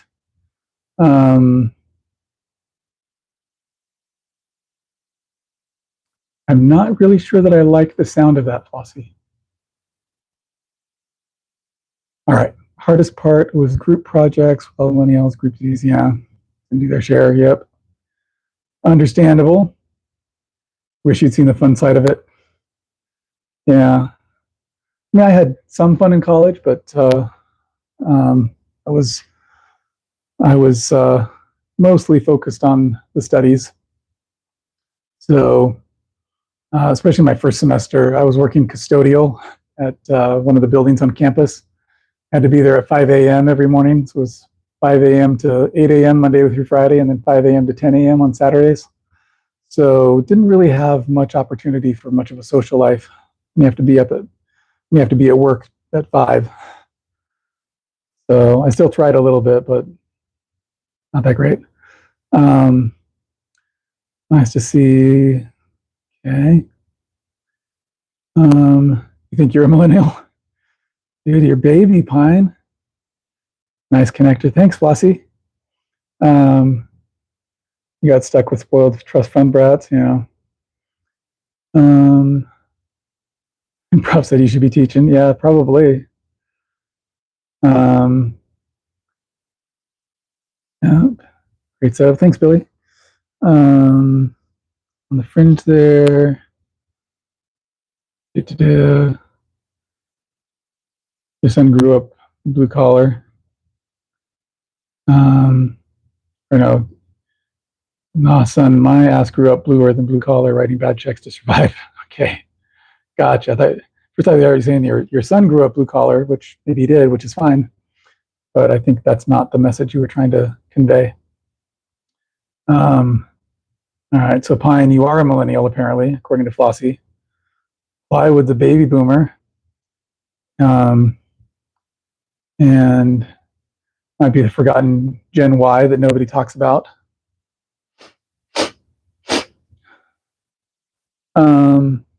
Matthew from 87, also young. Why the silent generation? Billy's a boomer. Just call him Boomer Billy. Sears and Roebuck generation. Hey, I got the Sears and Roebuck right over here. I've got the Sears and Roebuck lathe. I've got the Sears Craftsman bandsaw. Probably got other Sears stuff around here too. Oh, the drill press is a Sears Craftsman drill press. So, and I might be Sears and Roebuck generation too. Flossie's on the line between Boomer and X.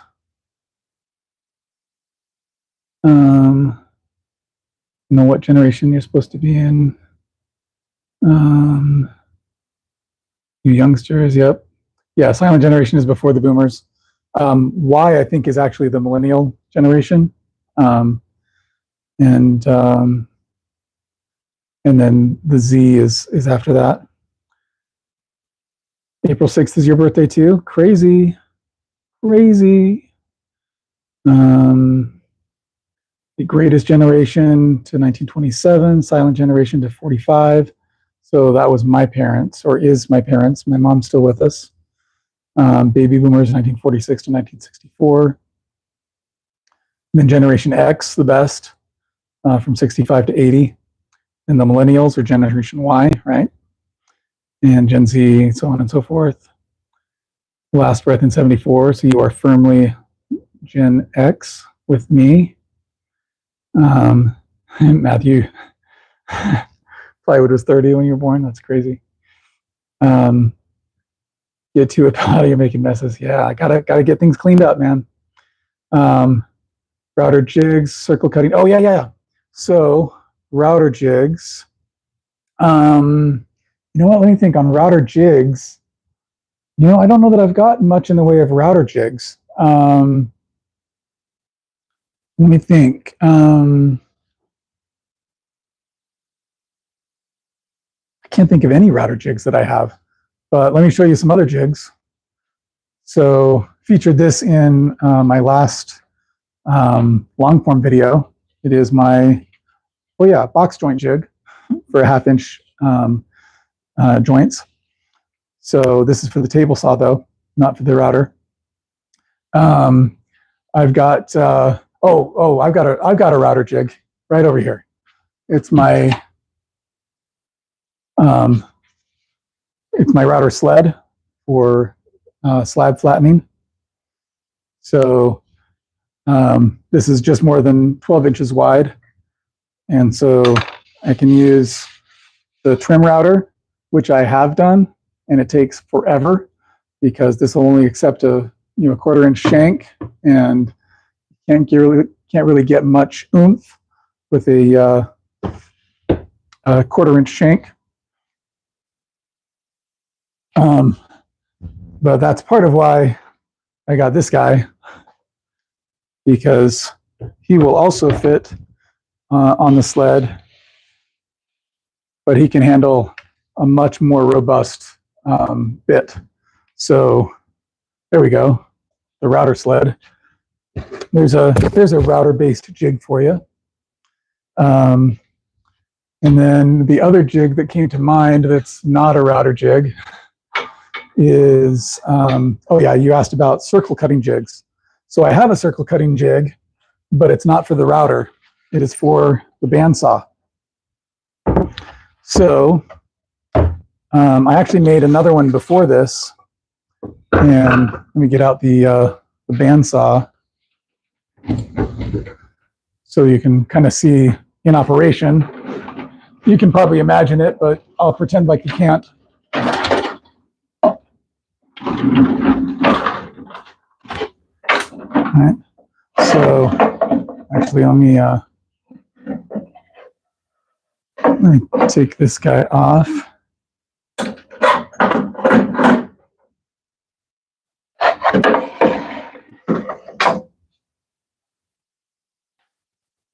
And I need to reposition the camera a little bit so you can actually see what I'm doing.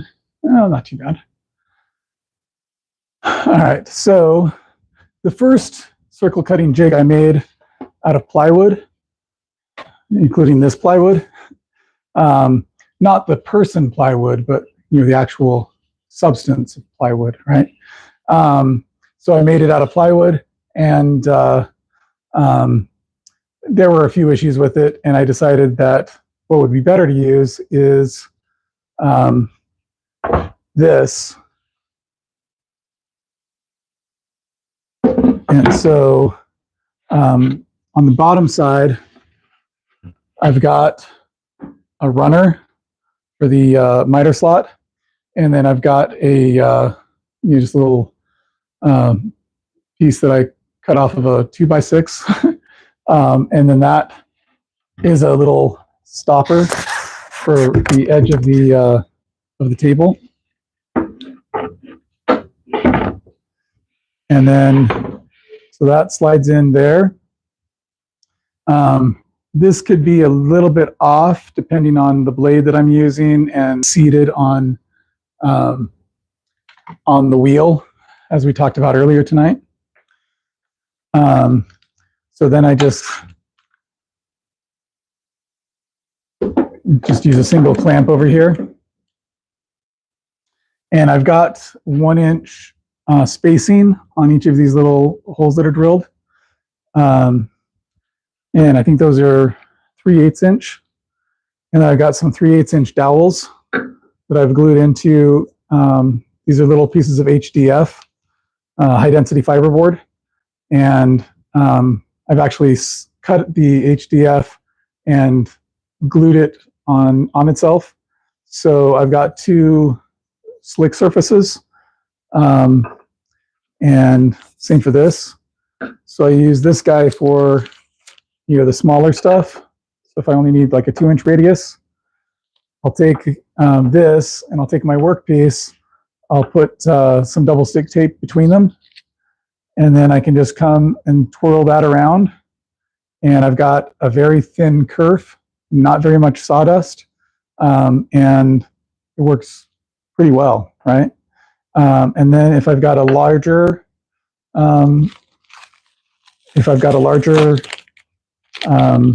circle that I want to cut, say 10 inches, I can put my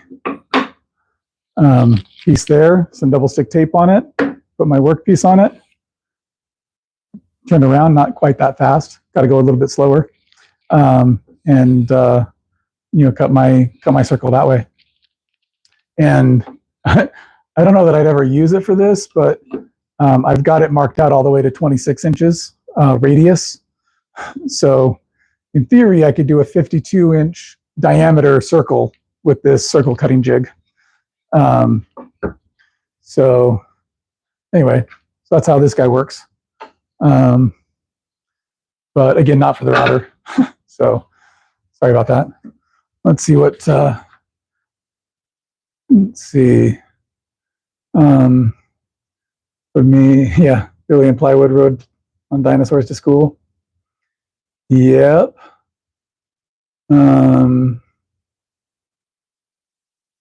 Let's see here. Oh, a little too far there. All right. Lion, Aries, Rams got to stick together. Yeah, hard-headed bastards to get stuff done. Yeah. Okay. Storm just rolled in. Uh-oh. Hope you're okay, Flossie. Dinosaurs died. End of the bus and driver Ed's car. Yeah. Dates are a rough guideline. Depends on how and where you grew up. Family values. Really, what decide what you are. Yeah. There's definitely a lot of nurture that goes into who we become. But my wife and I actually adopted our first two kids. And one of them we adopted from the birth mother is my wife's older sister, and so it's been interesting to see how similar they are. Where it's the nature versus nurture debate. That like, oh yeah, I see a lot of her biological mother in our adopted daughter. So. All right. Yeah, take care, Flossie. Be safe. 37 lines, like a 77. I'm not sure what that means. All right. Everyone be a moderator. Not everybody, Oreo. Just people that you're pretty familiar with. And yeah, more mods equals less trolls. Yep. And like TCW design. Okay. Oh, for a lot of like router jigs specifically, or just any jigs? I think I might have seen him before. I've seen a lot of really cool jigs. I just haven't built a lot of really cool jigs, especially for the router. Tom Holman mods. Okay. Don't know how to spell the last name. Okay. Dates are rough guides. There are exceptions. Yep. Really need to make a circle cutting jig for the bandsaw. Yeah. Yeah. I mean, I haven't used this circle cutting jig very much, but my wife had a particular project that she wanted me to do, that she wanted me to make circles. And I saw somebody make something similar on YouTube, and I thought, I could do that. And so let me tell you again why I brought up the plywood that I used for it originally. One of the reasons that I switched to this is that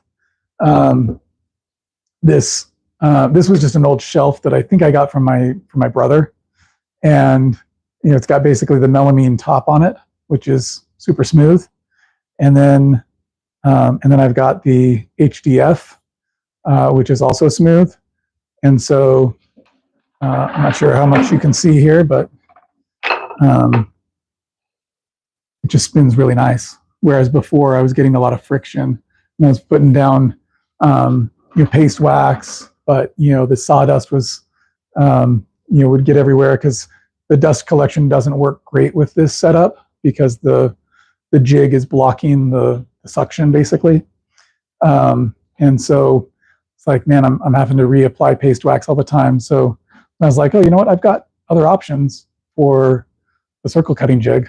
And so that's what I did. Let's see. Oh, and then I also changed, what I was using for the spinny part. Because before I was using, what was I using? I remember. I had a bunch of hardware. I thought, oh, these would work well, right? So I salvaged these off of shipping containers, right? And so, they're 3/8 inch wide. And so I was like, okay, well, I'll just slap that onto, a piece of plywood or whatever. And then have this be the part that sticks into the hole, right? And then have it spin around like that. It just didn't work nearly as well. So just having the 3/8 inch dowel is a much superior to trying to use these guys. So clean up after yourselves.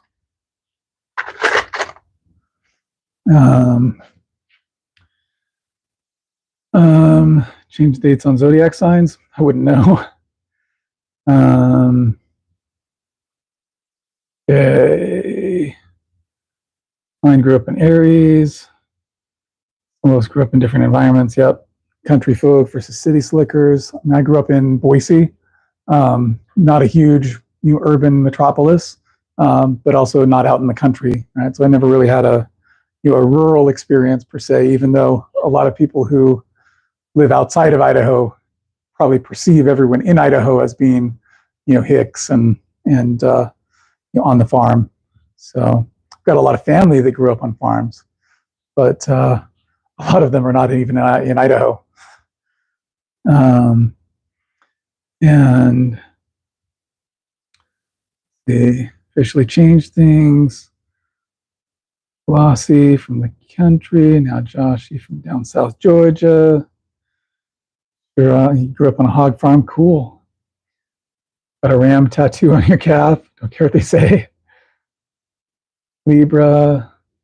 I don't even know what all the signs are supposed to mean. So sorry if I kind of feel left out of that discussion. I'm a Virgo, in case it wasn't obvious, whatever that means.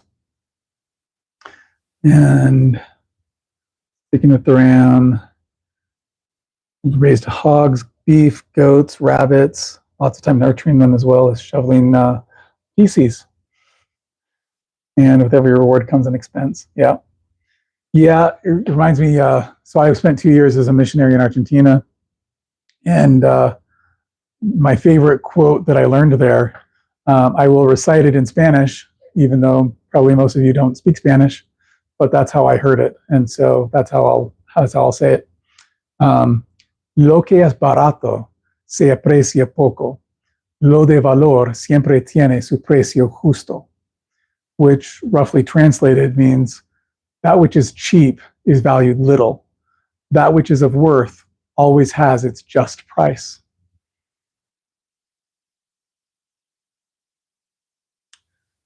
Similar concept, right?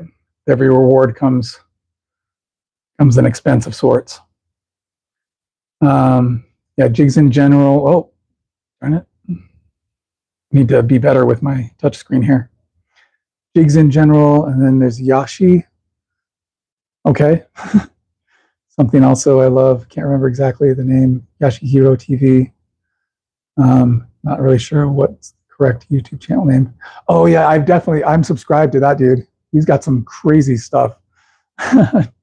And I think if it's the one I'm thinking of, I'm subscribed to a few similar ones. I think he names all of his as simple jig or simple this, simple that, simple hack for that. And then you start watching it and it's like, if this is simple, whew, crazy. So yeah, he's got some cool stuff. Grew up hunting in Meriwether County. Taught you to hunt rabbits, deer, frog gigging. Um, life lessons the new generation don't get to experience. Yeah. You ain't from the Bronx. Yeah. There are people living in Idaho. Last I checked. Last I checked. Back many years ago, I remember I had this teacher from Wyoming, and he would joke that, or maybe it was a joke. He would say that in Wyoming there are more cows than there are people, and he said some of my best friends were cows. So, but since I didn't really grow up on a farm, I don't really feel like I can co-opt that joke, even though in Idaho there probably are more cows than people. Let's see. Boise is cool. Idaho folks understand the whole two-way situation for sure. Yeah. Yeah. So I grew up in Boise. I live in a suburb in Meridian now. So, and air sign. They're off the grid. There's a fire sign. Am I behind the chat, y'all? I don't know. I'm catching up to the chat, so. Pretty Pine. Yeah, I'm not going to get into the politics, guys. Let's not worry about all that crap. Let's see. Hey, Wes, good to see you, man. Flossie went hunting as a kid, raised rabbits for food, chicken, quail eggs. Quail eggs are the best. Interesting. I don't think I've ever had quail eggs. Let's see. Flossie, Wes, Billy. I would, yeah. Bucktooth. Okay. Yeah, I'm not going to worry about the politics, guys. It's I'll say this about the politics, right? The country is way too divided, and there's way too much them versus us and us versus them. I think there are a lot of ways that we can recognize that the people on the other side of the aisle or the other side of the political spectrum aren't really that different from each other. So I feel like there's a lot of demonization that goes on, and I'm more about bringing people together than tearing people apart. So that's kind of my take. So yeah, too much us versus them. So I'm not trying to call anyone out or anything. I think there's just a little too much of that, and it's really easy to fall into that that mindset of us versus them, or they're wrong. We need to do it this way. They want to do it that way. It's terrible. They're evil, bad intentioned, whatever. Right? I think for the most part, people have similar goals and different ideas of how to achieve those goals. So I think if we can start from that framework, then our whole discussions can be much more civil and much more productive. Otherwise, we're just throwing things at people and not accomplishing anything. And I think Washington really likes that that's how it is, because to them it's a game with the power being the stakes.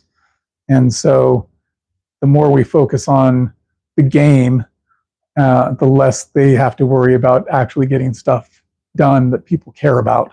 So anyway, I'll get off my soapbox now. All right. Yeah, I don't have to be political. It does affect us. That's definitely true.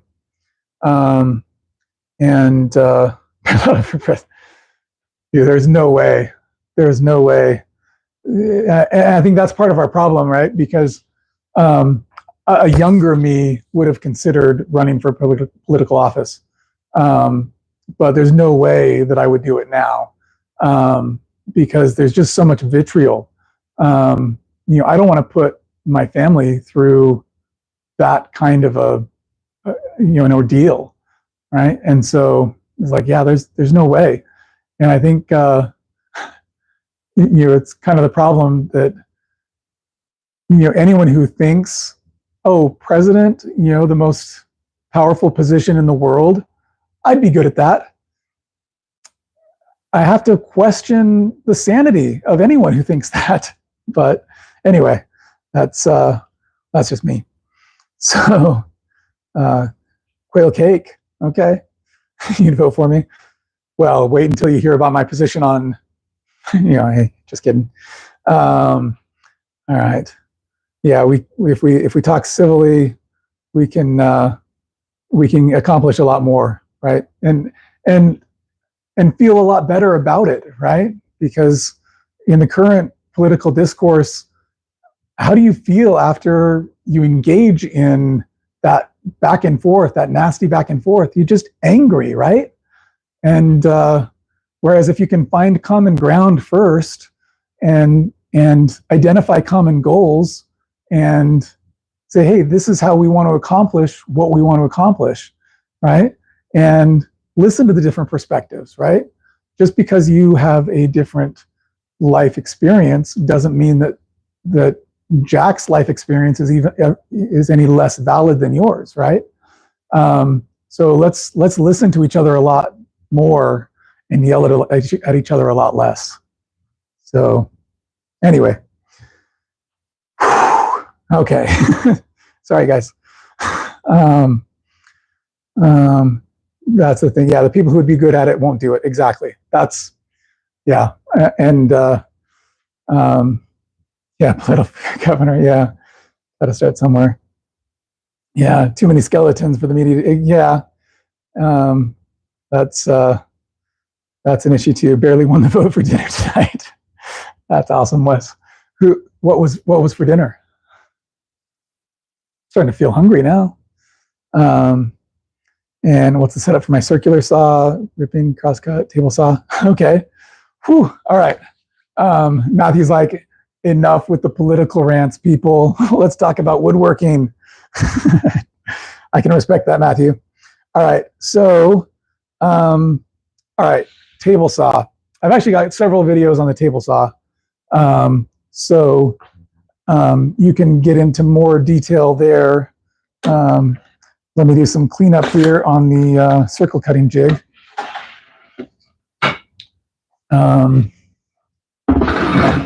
Put my clamps away. And go. Just throw some tape on those so they don't fall off when I set it on its end here. See, now all of you will see the circle cutting jig in the background and be like, oh, I know what that's for. All right, garbage. All right, and move ye old bandsaw out of the way again. Hopefully not going over the cord. There we go. And bring the table saw into play. All right, so here's the box joint jig that I was talking about earlier. I'll show you its operation on the actual table saw. So, just goes like that. When I'm actually cutting box joints, so here's an example of what not to do. So this is what I made before I made this guy.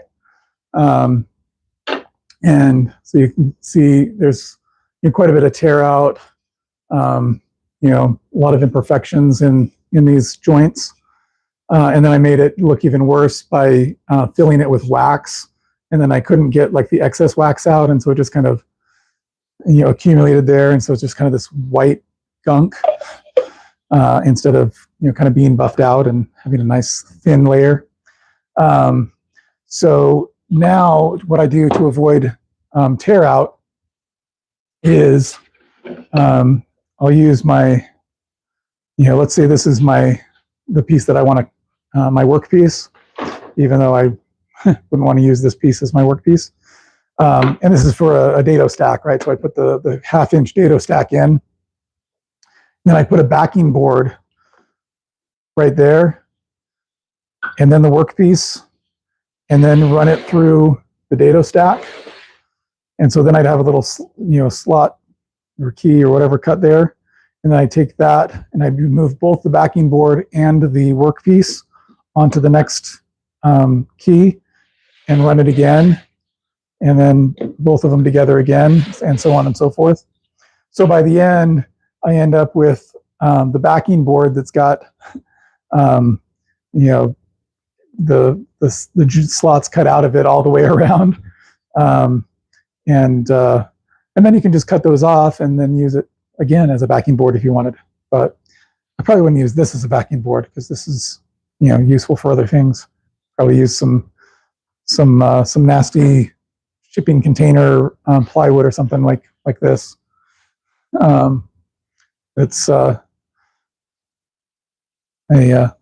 did a little bit of carving there, I think with the router. I was intending to do nope, but ended up not having enough room to do my P&E, and so I just stopped at no. And then it's got some cardboard remnants on it and stuff, so it's not that clean of plywood. So I'd probably just use something like that for the backing board when I'm cutting on that. Oh. All right, so that's the box joint jig. And then here's the cross cut sled.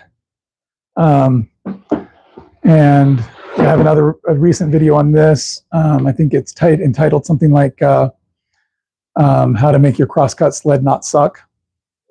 So it kind of goes into detail on making this and why I made it the way I did. But basically, my old crosscut sled, the remnants of that are around here probably. I made the old one out of plywood, and it was old shipping container plywood, and it wasn't as flat as I would have liked it to be. Also, I wasn't as studious as I should have been about ensuring that my blade was 90 degrees every time I cut with it, and so my kerf had gotten a little wider than I would have liked, and so it wasn't as exact. And then I think there was another issue with it, which doesn't come to mind at the moment. Anyway, so I made this out of MDF because of the flatness. Also, we're in a pretty arid climate, so I'm not really too worried about moisture damaging this at all. Whereas in more humid places, you might have some issues if you're building a lot of jigs out of primarily MDF. So I've got both the table part of my crosscut sled and the back fence and front fence, or back fence and front fence. I don't know which one's which. It's all MDF. My stop is also out of MDF, and then I just cut a dovetail groove here, and I'm using MicroJig software for my stop. So like that, so it just fits in the dovetail groove. So I can use that instead of like a T-track. And so, you still have to buy the MicroJig hardware, but you don't have to buy the T-track, you don't have to buy the T-bolts, you don't have to buy, all the other T crap. And then I've just got some, measuring, a self-adhesive measuring tape that I put on here. And I've got this at the same height as my fence, so I can pretty easily see, what measurement I'm at, and then just lock it down. So that's the crosscut sled. I've been thinking about making some jigs for cutting at a 45 on the table saw. I might do something that is on the crosscut sled at a 45, because I really like that this is flat, whereas my table saw is not reliably flat all the way across. So I like the flatness of the crosscut sled. And then the other things to talk about on this guy, the table saw came with a mobile base, but the way the mobile base worked, the one that it came with, you would, it's intended for job sites, right? And so you would fold it all up, wheel it to your destination, unfold it, right? Set it all up so it's on legs, and so the wheels are up off the ground, which is good, for stability. But then, if you want to move it again, you've got to fold it all back up and move it. So that's great if you're going to a job site. You're going to be there for the day or the week or whatever, and then when you're done for the day, the week, the whatever, you fold it all back up and load it back in your truck and take it to your next job site or whatever. That's not how I'm operating here, right? I just want to be able to move it around in the shop, have it mobile in the shop, and able to use it wherever I have it in the shop. And so I built this mobile base out of some 2x6s that I cut down into 2x3s, and then some plywood down there. And then I've got the dust port coming out.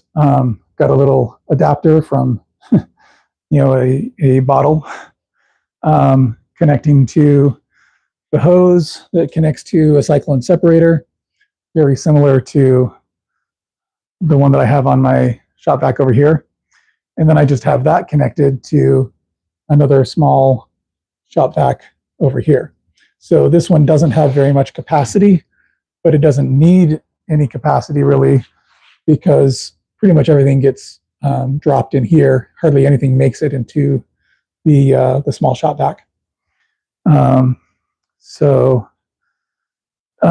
anyway, so that's kind of the table saw setup. Oh, and then the other thing on the table saw, I've got this switch. So I've got both the shop vac and the table saw plugged into this switch. And so whenever I turn on the table saw, and then I've got a 10 gauge extension cord, because I wanted to make sure that I wasn't overloading any circuits with both the shop vac and the table saw coming on at once.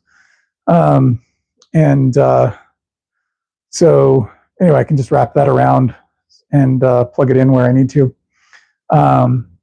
So anyway, so that works really well. I don't have to worry about plugging in my dust collection on the table saw, because it's just built into the cart.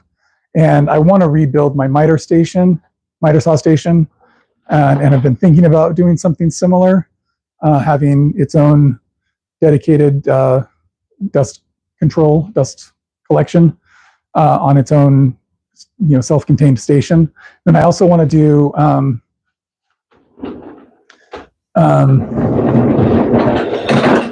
so like this is one of the first things that I built, and I built it way too high for one. I've actually cut it down from what it was. So these are actually these vertical supports are shorter now than they used to be. But what I didn't think about when I first built this, because again, this was a long time ago and before I really knew that much about anything, I didn't think about having support for the workpiece beyond this surface here. And so after the fact, I ended up adding this, so I'd have at least a little bit of support.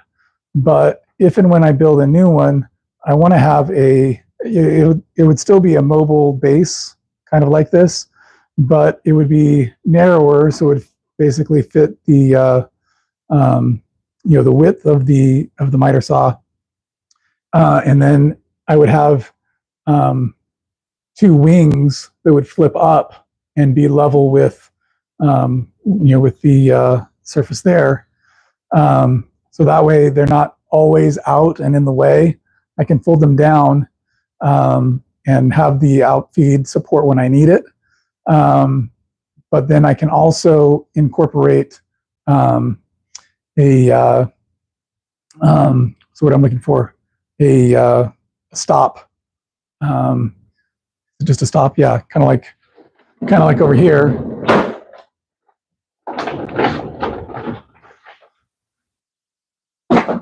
So like on this guy, I can go up to pretty much 16 inches long and lock that in and have repeatable cuts with that guy. And I want to be able to do the same on my miter saw station, but I haven't yet. So, oh, plywood taken off for the night already? Good night, dude. Thanks for coming. Flossie's got to go. Wonderful and educational live. Thanks, appreciate it. Let me come back and see where I left off here. Okay. Let's see. Listen to Pearl Jam. You know, Pearl Jam was. I should know Pearl Jam, but for some reason I don't. I think they became really popular right around the time that I was in high school, and yet I don't really know Pearl Jam that well. Maybe I'd recognize some of the songs, but I should know them, but I don't. Wes, you grilled chicken? It's nice. Beautiful. No ice cream for dinner? Yeah, it's sad. Snowville Bro. CA glue for filling gaps better than wood glue. Yeah. I don't know that I really used CA glue for filling gaps that much, but use epoxy and wood glue, but I don't know that I've really used CA glue that much for filling gaps. Maybe I should. Any particular tricks on filling gaps with CA glue versus using a wood glue or an epoxy? Let us know. Last breath. I recognize Sweetwater, Pearl Jam, Bro. Okay. I grew up there. Okay. Shoal Base, Smalley City. Always. Best band ever, according to Pine. Okay, so Flossie's got to go. Tried Dado. Okay. Hey, Mark. Thanks for joining us, man. I'm not sure what you mean by Tridado. Probably, was that when I was talking about the miter saw station, or I was talking about something else? Not sure where a dado would come in handy, but yeah, let me know. Blue painter's tape also works pretty well to eliminate tear out.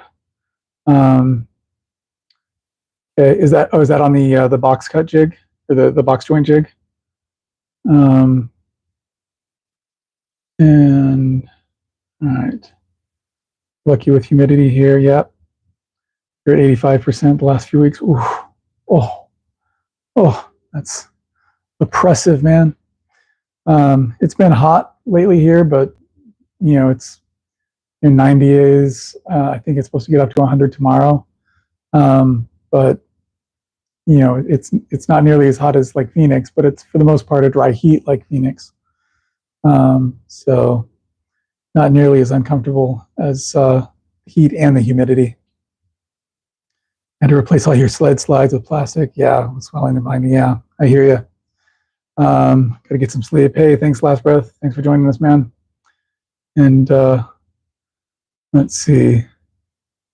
I'm not running the off plywood. I think I saw you saying good night to Last Breath and thought you were saying good night to all of us. Hey, Mark Foreman, thanks for joining us, man. Last Kiss from Pearl Jam.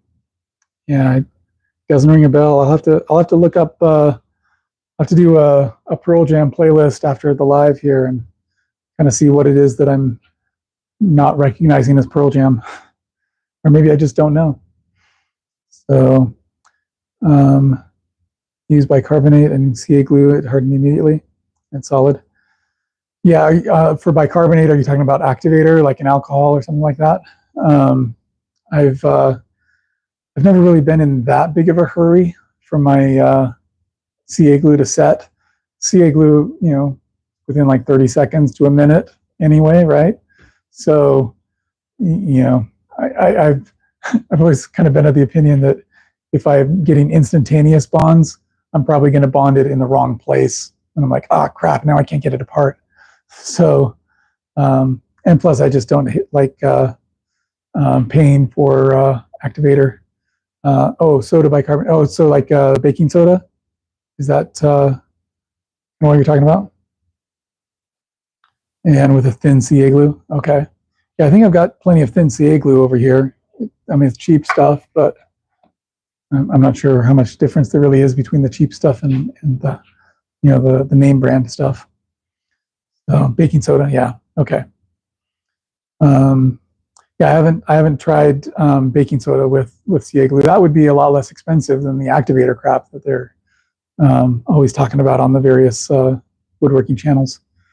So I was just talking with someone about that the other day. I don't remember if it was on one of my lives or on somebody else's live, but they were talking about how I think it was Mike is Making Stuff was talking about the activator and the CA glue or no, I think he was there, but I don't know. I don't think he was the one talking about it. But whatever. So yeah, just use water. Okay. All right. Yeah, I'll have to check that out. So let's see. We got our push stick. It's feeling pretty secure. Probably shouldn't be stressing the joint yet, but doesn't really feel too bad to me. Don't feel any weakness there at all. So it's not the greatest of joints. The first thing obviously being that I have it a little off kilter here, and then it's kind of leaning to one side more so than the other, I think. So I've got a little bit more of a gap on this side. I don't know if that's just because of the overhang that it looks like there's more gap, but if I look at it from this angle, I think there's still more gap on this side than over here. But it should work just fine, even with the gap. So there we go. Yeah, accelerates the curing time. Yep. Email address. Oh, actually, on the new what do they call it? They've got a new feature on YouTube where we've got something connected to the channels where you can actually just post stuff. It doesn't have to be a comment. And I can't remember what they call it right now, but maybe someone in the comments in the chat can remind me. Yeah, I already did the stress test on the push stick when I dropped it on the ground earlier. So it should be even better now that it's had a little bit more time for the glue to set. Yeah, so Matthew, if you just go to my community page, something like that, and you can just drop a post there. You can leave a link, you can leave a picture, you can leave whatever, and then I'll be notified and be able to see what it is that you're talking about for sure. All right. And all right, so we finished up with the push stick. We've talked about a lot of the jigs and everything. Anything else that anyone wants to know before we call it a night? Go ahead and get your questions in now. If you don't have any questions, maybe you got some comments, go ahead and throw them in there as well. If you have neither questions nor comments, maybe a joke. And if none of the above, let's just call it a night. My drill driver. Okay. So here's the drill. So it's a Makita 18 volt. And, just uses the Makita system. I have taken some rare earth magnets and epoxied them on, or maybe it was super glue. I think it was epoxy. Epoxied them on there so that if I've got a drill bit or anything, I can just set it there and swap between bits relatively easily. Same kind of setup on my impact driver. It's also Makita, got them in as a combo. and have more rare earth magnets there. It's also the 18-volt setup.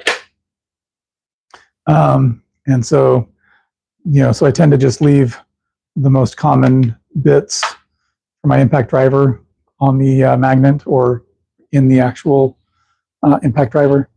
And then the holder that I've got for them, it's not the greatest. I should have extended it down further and then had another piece to secure against the wall, because as it is, it gets more bowing than I'd like. I'd rather it extend down a little bit more and then have some support against that back wall. I kind of cheaped out on it because I was running low on this plywood, and so I was like, I can make it with just what I've got. And so I did, and I kind of regret it now, but it's also already done, and so why redo it? It's a pretty simple design, just cut out some space for the the drill and impact driver to rest, and I cut them exactly the same, so either of them can go on either side, like that. So,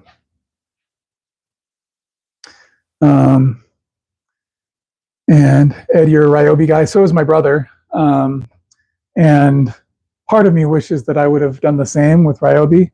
In fact, I did buy some Ryobi tools a while back, but ended up returning them before I even opened them. And the big reason for that was the Ryobi set that I bought, the impact driver that they had in that Ryobi set was more similar in size to this drill than it was to this impact driver. And I was just thinking that, there are always situations where you're like, oh, I wish I could get the drill or the impact driver or whatever into that tight spot, but I just can't get it there. And so I figured I'd spend a little bit more, go with the Makita. And then in talking with my brother afterwards, he said the set that I was looking at was probably a little bit lower end on the Ryobi scale. So I guess the Ryobi's got a few different levels within the Ryobi lineup. So I probably would have gone with just the cheapest that I could get. And so it probably wouldn't have been as comparable to this as the better Ryobi tools. So I don't know. But yeah, my brother got a lot more Ryobi tools for a similar price than what I got out of the Makita. So, definitely more bang for the buck tool wise.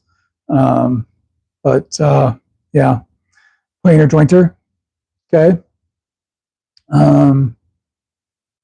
Let's see, a bear at a gas station, a bear that a gas station had in a cage. Someone decided to give it gasoline, drank it, and was given more, which he drank.